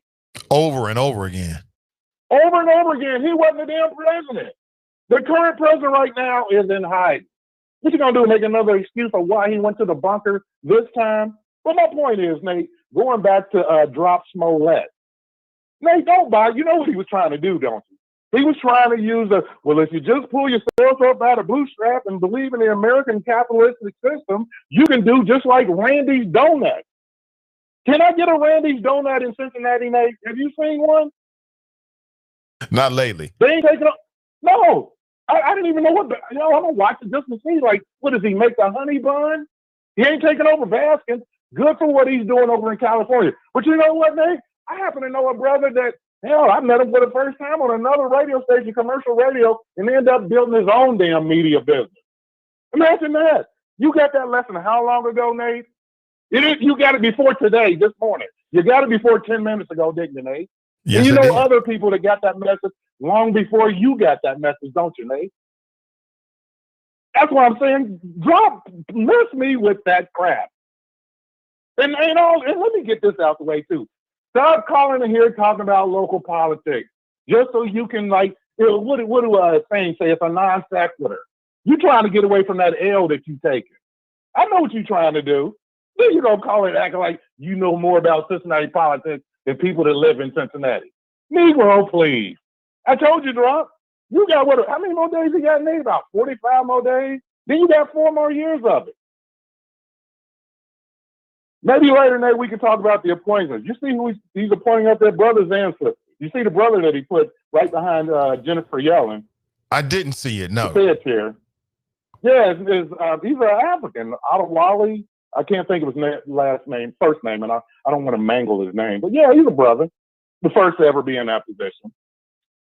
Couple sisters there, first to be in that position. This is just a fair. This is not even the White House communications staff that is all women. And by the way, Nate, I heard your argument, or not your argument, but you threw it out there. Does this mean that they can't talk to the 50% of the population out there because it's all women? I mean, unless they start speaking womenese, they're talking English, they're speaking English, they're putting the truth out there. It really don't matter to me. If it's all women, all men, I would love for it to be all black, all women, all black, and all women and men. But that's not the case. But all women being, part of this communication staff, again, as long as they speak in English and telling the truth, I could care less. I mean, am I missing something, or we supposed to feel some other type of way about it? Because again, this goes back to what I hear on the right. The white male fragility. They shook at every moment, Nate.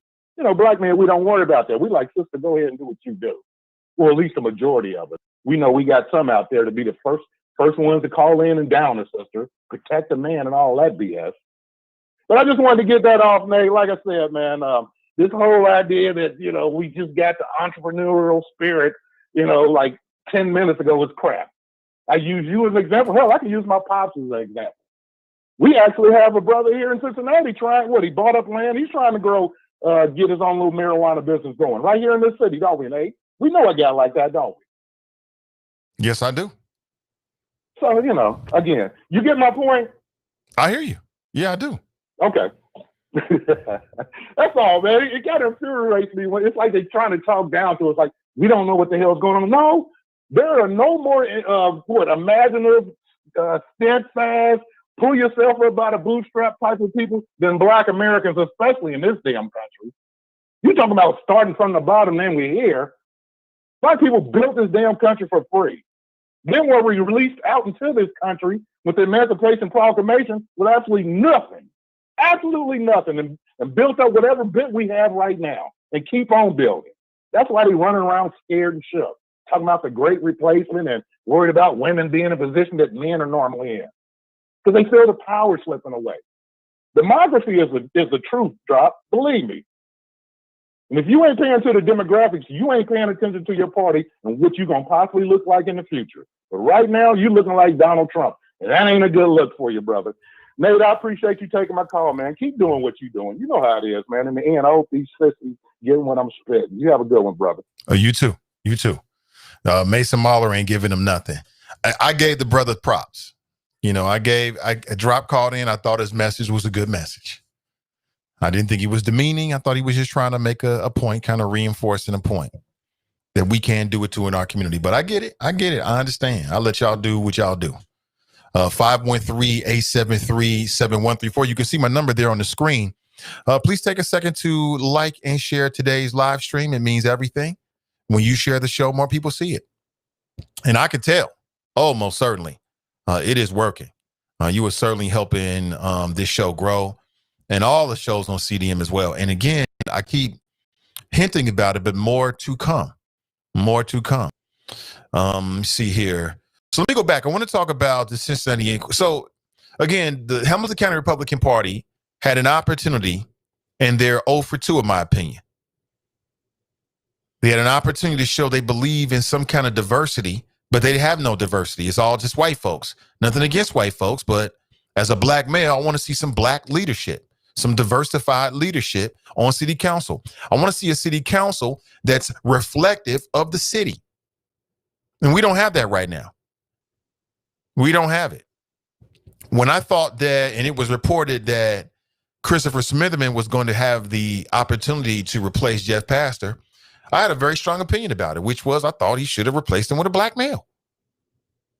The voters spoke. They voted on Jeff Pastor, a black male. There must be some black men and women in the Hamilton County Republican Party that they could have put on city council. But when given an opportunity, they went 0 for 2, in my opinion. First, with Bessie Sunderman, who I don't think too highly of what I'm hearing so far. And now with Steve Gooden. And I think we have to give him an opportunity to see who he really is. His first interview, didn't like it so much. This headline, we need adults. There needs to be a more adult approach to this job. Talk about paternalism. There needs to be a more adult approach. I mean, what does adult have to do with anything? So what are you going to be, the all-seeing white father on city council? What are you trying to say? The council is full of a bunch of children and they need you to be the daddy? I don't like it. The maternalism is kind of getting to me. I would recommend that people listen to not just read the article, but listen to the interview as well. At some point, he starts talking about his experiences that he should talk about, including spending time in Africa. Yeah, Steve Gooden spent some time in Africa in the Peace Corps, and he was digging latrines or whatever the hell he was digging. And I'm thinking, that's cool and all, but how much time have you spent in Avondale? Steve, that's what really matters. And I get it. It seems like having a law degree is, for city council, there's been a lot of people with law degrees. I can understand why that would come and be useful. But just because you have a law degree don't mean you're necessarily going to be a good council person, because he's a working lawyer. And just because you don't have a degree of whatever kind doesn't mean that you won't represent the people well. Now, I understand a formalized education. I'm all for it. I have one myself. Okay, I'm all for it. But it's really about the cut of your ideas and what you're going to bring to the table. They asked this man what he's going to be taught. What is he going to bring to the table? He said, we got to get back to basic services. Steve, no, we don't need to get back to basic services, Steve. We got basic services. They're basic. Remember, they're so basic that if that's all you're going to bring to the table, we don't need you. We need people in the city of Cincinnati on city council that are going to close the gap between the two Cincinnatis. If you ain't talking about that, what are you talking about? Period. If you ain't talking about that, what are you talking about? Simple as that. All this, we need adults on council. They're adults. All those folks down there is adults. Some of them got caught up in the game, it appears, at least one of them anyway. Again, when it comes to Sittenfield and Pastor at this point, or should I say Pastor and Sittenfield, to keep it alphabetical, at this point, they're innocent until proven guilty. Tamaya Denard has admitted her guilt. She copped a plea. She's been sentenced, but she's a grown woman. She's a grown woman. So I don't need white daddy on city council. I'm sorry. I don't need all that. What I need you to do, Steve, is to get your ass down there and deliver some equity, policy, and tangibles to close the gap. Because a lot of people in Cincinnati living good. There are no problems. Ain't no issues. They living good on their cul-de-sac. Life couldn't be better. But we need members of city council to address everybody else. The hell? And then, Jason Williams got his lips firmly on Steve Gooden's tailbone. He can't even get his lips off of it. Talk about ass kicking. Quote, as a trial lawyer, former assistant prosecutor, and ex-journalist, Steve Gooden might be the perfect fit for a seat on city council at the moment. Why? Because he's a former assistant prosecutor? The hell? Please. He's got a firm understanding of public accountability. Why? Stop it. Because he was digging latrines in Africa? That's right up there with putting white wigs on black kids in your campaign commercials. I ain't impressed. How much time have you spent in Cincinnati, Steve? Not just downtown, not just, actually need the help. That's what really matters. But again, I could go on for days and days. I think I've given you my opinion about it. What do you think? This is just me. You don't have to talk about Steve Gooden. You might want to talk about, we were talking about, the restaurant earlier or whatever. I'm down for it. Let's go to the phones. Good morning. Welcome to the show. Hey, what's going on, Nathan? Hey, what's going on, Brian? How you doing, man? Man, I'm all right, man. I have to call in to say a little bit something about Drop's comments, because I think that there are two parts of it, and part of the story is not being told, including about the Donut King movie. Let's start with the real scenario. The U.S. government bombs the hell out of your country that is actually fighting for its own independence. You side with the beast and come to the United States and get a leg up to start a business. So that's where the story actually starts, with this country, the so-called manufacturer of the American dream, destroying other countries and profiting from them. And then the people who come over here who are on the other side getting a leg up. It was done in Cuba, done in Venezuela. There's all kinds of examples of this. So that's the starting point.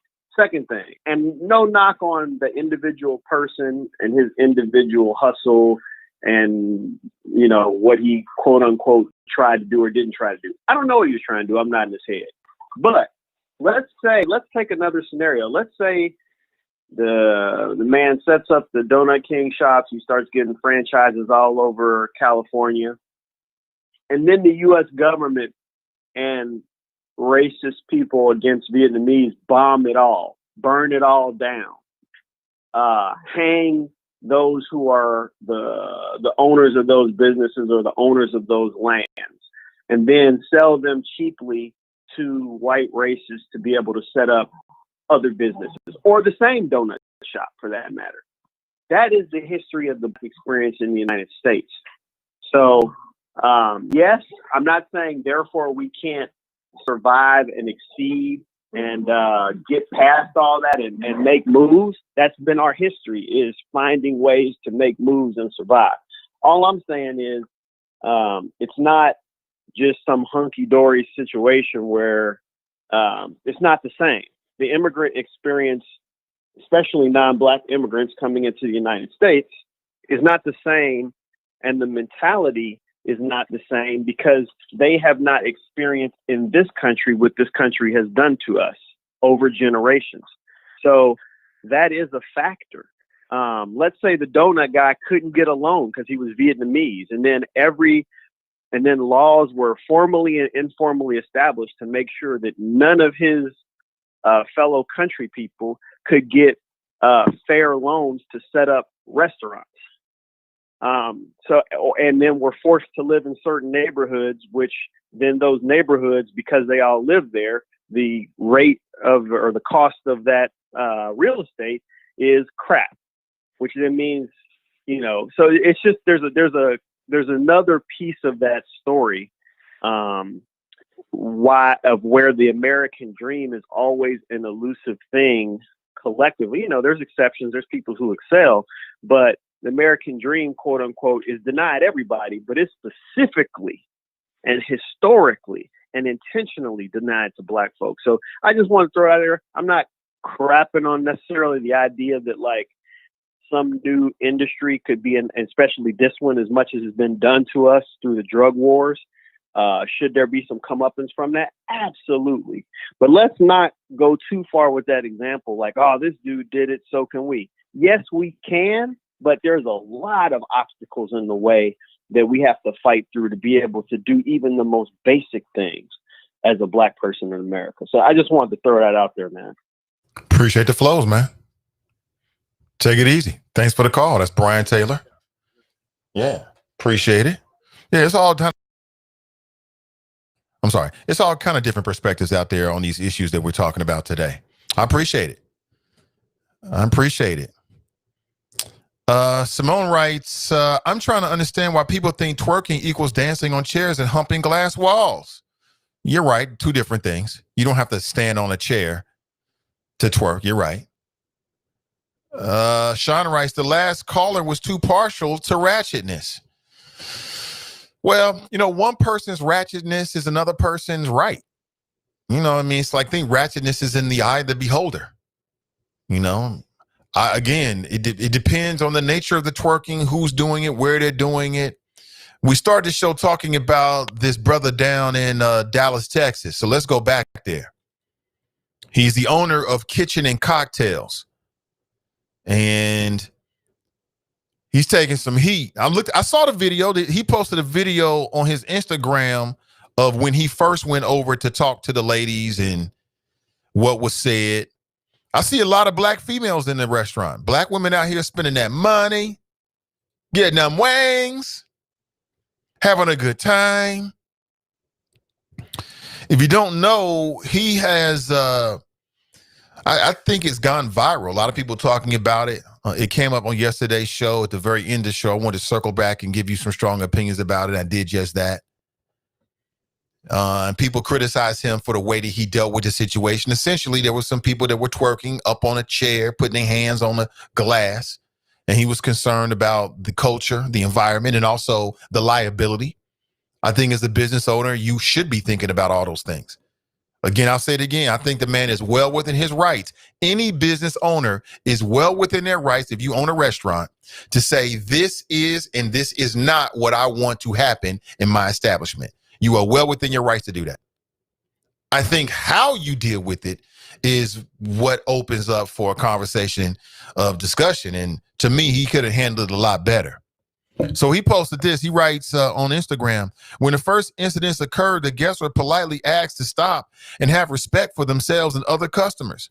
The guests at issue were at 3 tables. As this video shows, you will see guests spoken to politely and literally begged to stop standing on our furniture and twerking. There are other videos that show much more of the behavior in the following videos, but we do not want to embarrass the guests sitting at those tables. Stop right there. If I own a restaurant, I'm not begging no one, no patron, to adhere to my rules. I'm going to inform you of the rules. I'm going to reinforce the rules, and then I'm going to ask you to leave. Period. Begging?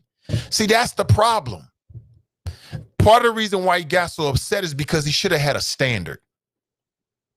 What I mean is, the standard is, I ask you once, I ask you twice. After that, I ask you to leave, period, for anybody and everybody. See, when you got rules like that and standards in place, your feelings don't get hurt. You don't get all super mad about it because this is what it is. And then this is what I'm going to do. No need to get upset. No need to get all in your feelings. These are my rules, and this is what I'm going to do. That's why people create rules. If it were me, I already told you what I would do. I'd have went to him once or twice and said, hey, here's what we're going to do. And after that, I'm going to ask you to leave. I'm going to refund your money.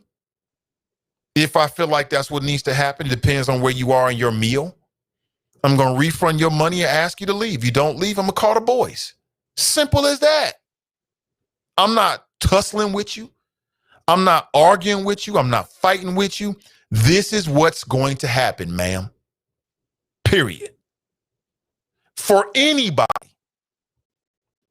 Then you ain't got to get all in your feelings and get all mad because I told him 3 times. I begged him. See, that's why he was so mad. He mad because you begging people for stuff you shouldn't have to beg them for. And then when they didn't listen to you, you feeling disrespected. That's why you have a standard as a business owner. These are the rules. They apply for everybody. You ain't got to get in your feelings. You're not upset. You're not mad. These are the rules. This is what I'm going to do, period. Then here you are talking about you created this for the culture and but black people have a nice place to eat and class and respect. And you're showing no class and respect. Even when you got in your feelings, I think it was Robert, he posted that essentially sometimes you got to talk to people where they are. At work? At work, I mean, I get that concept and I believe in it. I understand about matching the energy. Okay, I'm for all of that. But you at work. This is your brand new restaurant. You are at work. This is your restaurant. They are not. They are the patrons. To me, you might say I'm wrong, but to me, there's a greater responsibility when you are the business owner in terms of showing respect toward your patrons. That's just how I run my things. That's how I run my life. Y'all might agree with it. You might disagree with it. That's just how I'm going to do me. I feel like when you are the owner, that you should approach things a little bit differently than if you're not the owner. It's called professionalism. And guess what? Black people deserve to be dealt with professionally, even when they're wrong. Even when they're wrong. That's just how I look at it. And I think he could have got the same result. In fact, he could have got a better result and not put himself out there to be criticized. Like I said, well, ma'am, I asked you twice. So now I'm going to ask you to go ahead and leave. Why we got to leave? Well, I already told you why you had to leave. So I'm going to go ahead and refund your money. It would have went one or two ways. They would have said, oh, I'm sorry. I'm sorry. I'm sorry. Again, for me, at that point, when I approach you and say that, it's over. The decision's been made. It don't matter if you thank you. I appreciate that, but I'm still going to ask you to leave. I'm going to refund you. Hey, Donna, get the money. I'm just coming up with a name. Hey, Donna, can you refund the money? Thank you so much. You know, maybe we'll try this another day, depending on how I feel about it. Or it would have went left, where they got all on their feelings and want to cuss you out. Either way, that's them. And that's what you call the boys for. Hello, boys. We got a disturbance over here at Kitchen and Cocktails. Could you come over here, please? I've asked these patrons to leave. And they'll be there in a second. Now you can talk to the boys about it. Either way, you're leaving. And you don't have to get out there and beat your chest and talk about what you put a loan in and you don't got to do all of that. That's too much talking. That's just me. But let's go to the phones. Good morning. Welcome to the show. Good morning, Nathan. Nicole, how you doing? Hey, Nicole. Good morning. TNT, what you doing? How you doing? I'm doing well. What's up, TNT? Nothing much. I was calling on your topic today. I wasn't even gonna call. Got so much to do, but it just kind of really bothered me. Really, when this whole video or subject came out, I didn't even take the time to watch it because I was just that indifferent about it. I really didn't care. And when you played the video and talked a little bit about it today, and hearing some of the comments, it just bothers me even more. Only the fact that, the restaurant owner, the way he handled it, I think was, more than over the top, and that type of browbeating, good Negro shit that good Negro, thought of thinking that, the way people act or are handling, like that's a reflection of him. No, it's really a reflection of those individuals. But when I heard that the DJ played, this type of music, well, you set the standard right there. The first conversation should have been to the DJ to say, hey, play this type of music. This is the type of establishment I'm trying to, uphold or whatever. Secondly, I don't think he should have called the police over, people dancing. Like, that's so over the top to me. That's like on the level of George Floyd and how the people who called the police over on him on a counterfeit $20. Now his life is lost. I mean, sometimes some things can be discussed or talked out, and warnings could have been presented, and then, you know, you're telling the person they need to leave, then they would go. You know what I'm saying? It's not that serious. And then in his commentary about for the culture, well, the culture is dance. Dance is joy, and our culture, African culture, that's twerking is a part of that. You know what I mean? Sorry, sorry that, you know, this country has desensitized you to the idea that everything a Black woman do in her body is over sexualized, and it's been like that from the since we've been here. You know, everything about us is too much for their eyes or whatever. So we can walk down the street and it's just too much. It's too over sexualized. But I find it repulsive when Black people down other Black people, like we own ratchet or ghetto behavior. You know, when we dance, it's ratchet, it's hood, it's ghetto. But our Latino sisters, they can gyrate, Shakira, Jennifer Lopez, and it's seductive, it's sensual, it's dance. You know, the Polynesian warriors, they can pelvic pump, you know, wag their tongues and stuff. It's not considered all that, but but our culture, what we do, it's like we downgrade ourselves. We allow society to downgrade what we do, and then we compound it with that. And I think we got to stop doing that. We got to stop owning that. The one thing I like about the Megan Thee Stallion, one of her videos, she said something like, you know, people may not like how I do or what I say, but I love my body. You know what I'm saying? You may not think it's perfect. It may not be a size 5 or whatever, but I love it. And so it's almost like, to me, in a way, just Black women owning, you know, their own sexuality, their own, their bodies, and not allowing society to put us in this box of what is appropriate, what is, you know, acceptable, what dance is acceptable, and everything else, because, you know, that standard can be different on so many levels for so many different cultures and acceptable. But with our culture or what we do isn't accepted, and we got to see it for what it is. But at the same time, you know, I'm not naive to, you know, what's appropriate for kids. We're talking about adult content. You know, I'm not saying that this is something that a little 4 or 5-year, I don't want to see that. You know what I mean? Of course not. But at the same time, if this man is calling this a family establishment, then you need to be playing family establishment music. You're not playing that type of music, you know, if there's children in the room. Just the same like when you do your show and you say, hey, you know, you give people warning, like this content may be such and such, or we may say this. You have that consideration, you give that warning, but you still keep in mind that I'm having this show is for adults. This ain't a family show. This isn't for children. You know what I mean? So I think it's all in the standards the host or the owner or whoever sets, and then we as adults being able to be open to that. And if it's not your cup of tea, then you have the right to go somewhere else. You have the right to change the channel. You have the right to do all those things. But I don't like the browbeating, because it don't make you have more class because you don't twerk. Maybe you don't know how to, but it doesn't make you have more class. You could be a rat monkey snake and be a person that gossip. I think it's ratchet when people sleep with other people's husbands or wives. That's ratchet. You know what I mean? I think it's ratchet when you know, smile in somebody's face and act like you like them and then talk crap about them behind their back. That's fake, and it's ratchet. So to me, you know, I guess it's different standards for different folks, but I don't want our people to be owning these terms to further downgrade and degrade the things that we do that in our culture, if people do their research or whatnot, is embraced. It's nothing to be ashamed of. And if we did more of that instead of trying to wag our fingers and browbeat, you know, ourselves, we would be better for it. other cultures do it. They love it. At the same time, when it's appropriate and all time and spaces is there.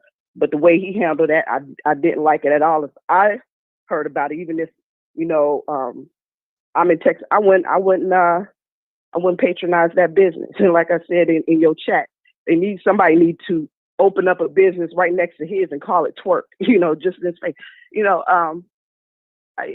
That's just my mindset. To be just the opposite. I hate when people try to act like they are holier than thou or more than righteous when nobody's perfect. You know what I mean? And our flaws is what makes us who we are.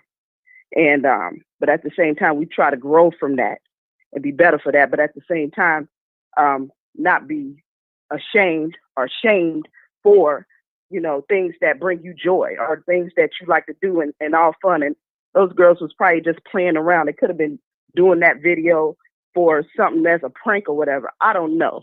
If anything, I probably would have laughed more than had like an issue. I would have been more offended to see police come in there roughing women up, black women up over the whole thing. I would have been offended by that more than anything else, but I'm gonna let it go.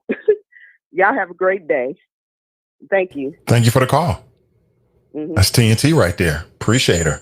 Hold on, I think I'm way too loud. Yeah, that's TNT right there. Doing great things with the NAACP. The NAACP is in great hands into the near future in terms of leadership. Joe Mallory, TNT, leading the NAACP. Appreciate her. Of course, she's also on the Dope Chicks Collective podcast on Sundays. If you're like, what's Dope Chicks? Go to our Facebook page. You can find them on Facebook as well. They have a group, Dope Chicks Collective. Appreciate the opinions. I stand by what I said. I mean, I thought about it. I spent a lot of time thinking about it. I watched the video at least 15 times over and over again, just kind of listening to every detail. I watched all the videos.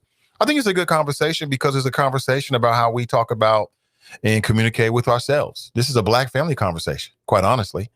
It's a conversation about Black ownership, patronship, ownership, and, all the rules of etiquette and communication.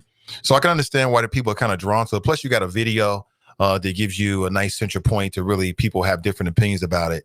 And again, I mean, just because you can do something doesn't mean that you should. Real power don't power trip. Real power don't power trip. You don't have to.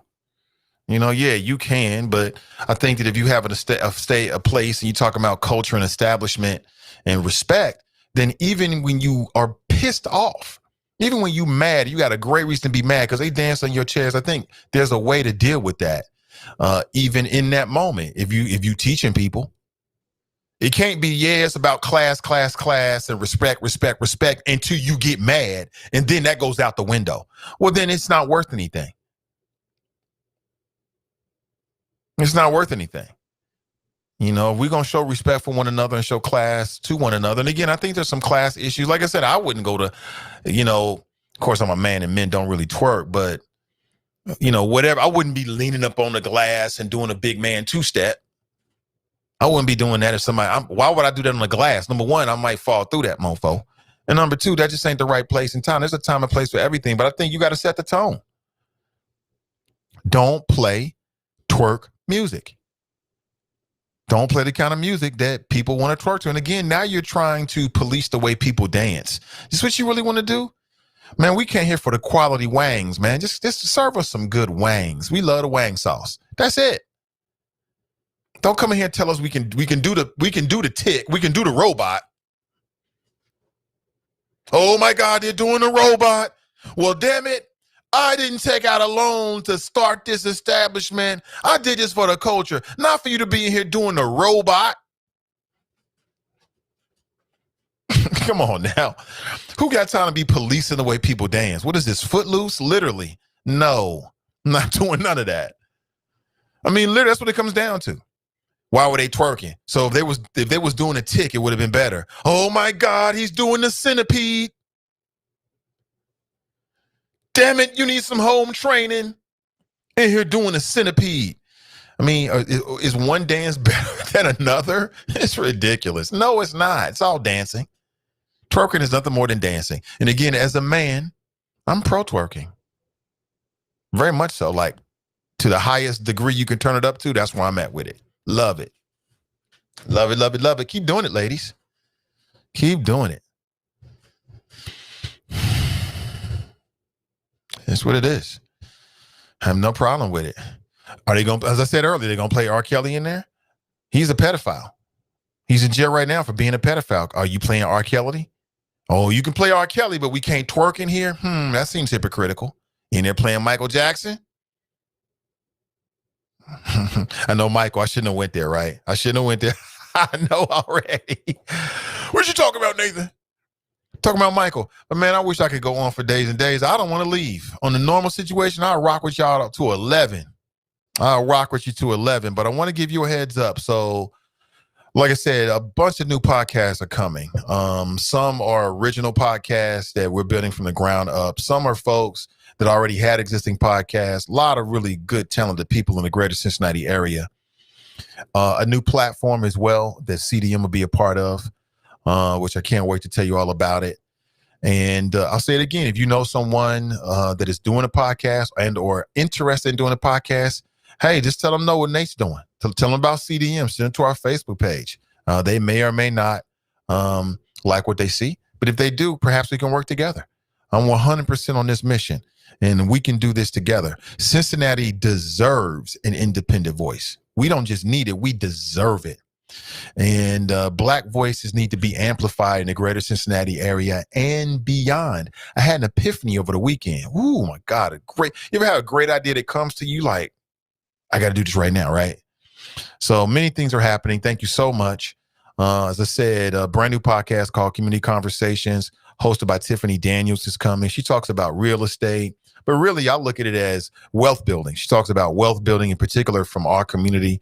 Of course, she's been out there doing this already, and very privileged to be teaming up with her to even amplify her voice and work further with her podcast. A new podcast called Melanin Insights. Melanin Insights is coming as well, as long with some other things, which I'm not at this point ready to tell you about.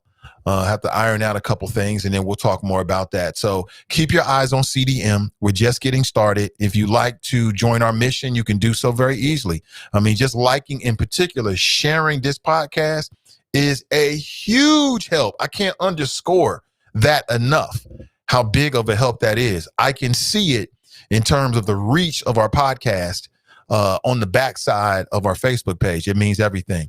Perhaps you'd like to become a patron and get the benefits of being a patron. I do a special show for my patrons called Fade to Black.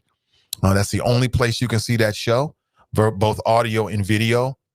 I talk in more detail with my patrons about what we're planning.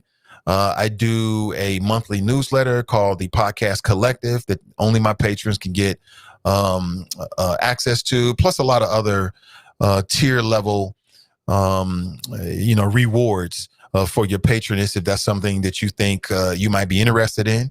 My Cash App is there as well. It's got Nathan Ivey Show. I'm going to do a new one called Sin Digital Media because that's what I'm building out. I mean, the Nathan Ivey Show is a part of Sin Digital Media, and that's really where my focus is. So if you're interested, I want to give you as many ways as possible to be a part of what we're doing here. If you're interested in some merch as well, of course, I created these Black Voices Matter sweatshirts on Teespring. There's a link in today's description if you're interested. And again, all the proceeds go right back into CDM. So again, I'll leave you with that. Thank you so much for checking out the show today. I'll be back and better than ever tomorrow morning at 7:30 a.m. Shout out to Team NI. Shout out to my patrons. Viva La Chapas. Thank you for being here this morning. If you haven't already done so, wherever you're listening or watching, go ahead and subscribe. That way, then whenever we go live, you'll get a notification and you'll never miss a show.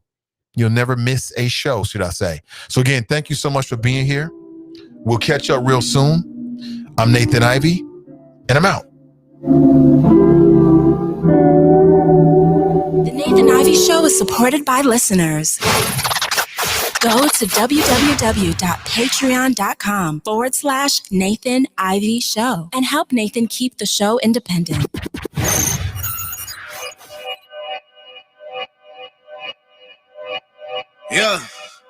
Talking to my mirror like I love you so much. Curving on my critics like I heard you, so what? You can't kill my confidence, I think I'm the man. Tally all the I ever gave on my head. Lately I've been living like I can't take a loss. They ain't wanna help me, that's what made me a boss. You can't kill my confidence, I think I'm the man. We don't give a that's what they don't understand. I'm back again like flu season. I broke records while loose leafing. I'm coming down my roof, leaving. Don't give a I don't care. Did the for my lonesome. No wonder now I'm on one. No shortcuts on that long run. All I really want is my share. Get on my God, on my totem is nothing. In the discussion, got them feelings I throw on my pain on percussion. The disgusting. I hear them bragging about that they did and it do not move me, not in the least. They ain't been dropping no seeds in the soil.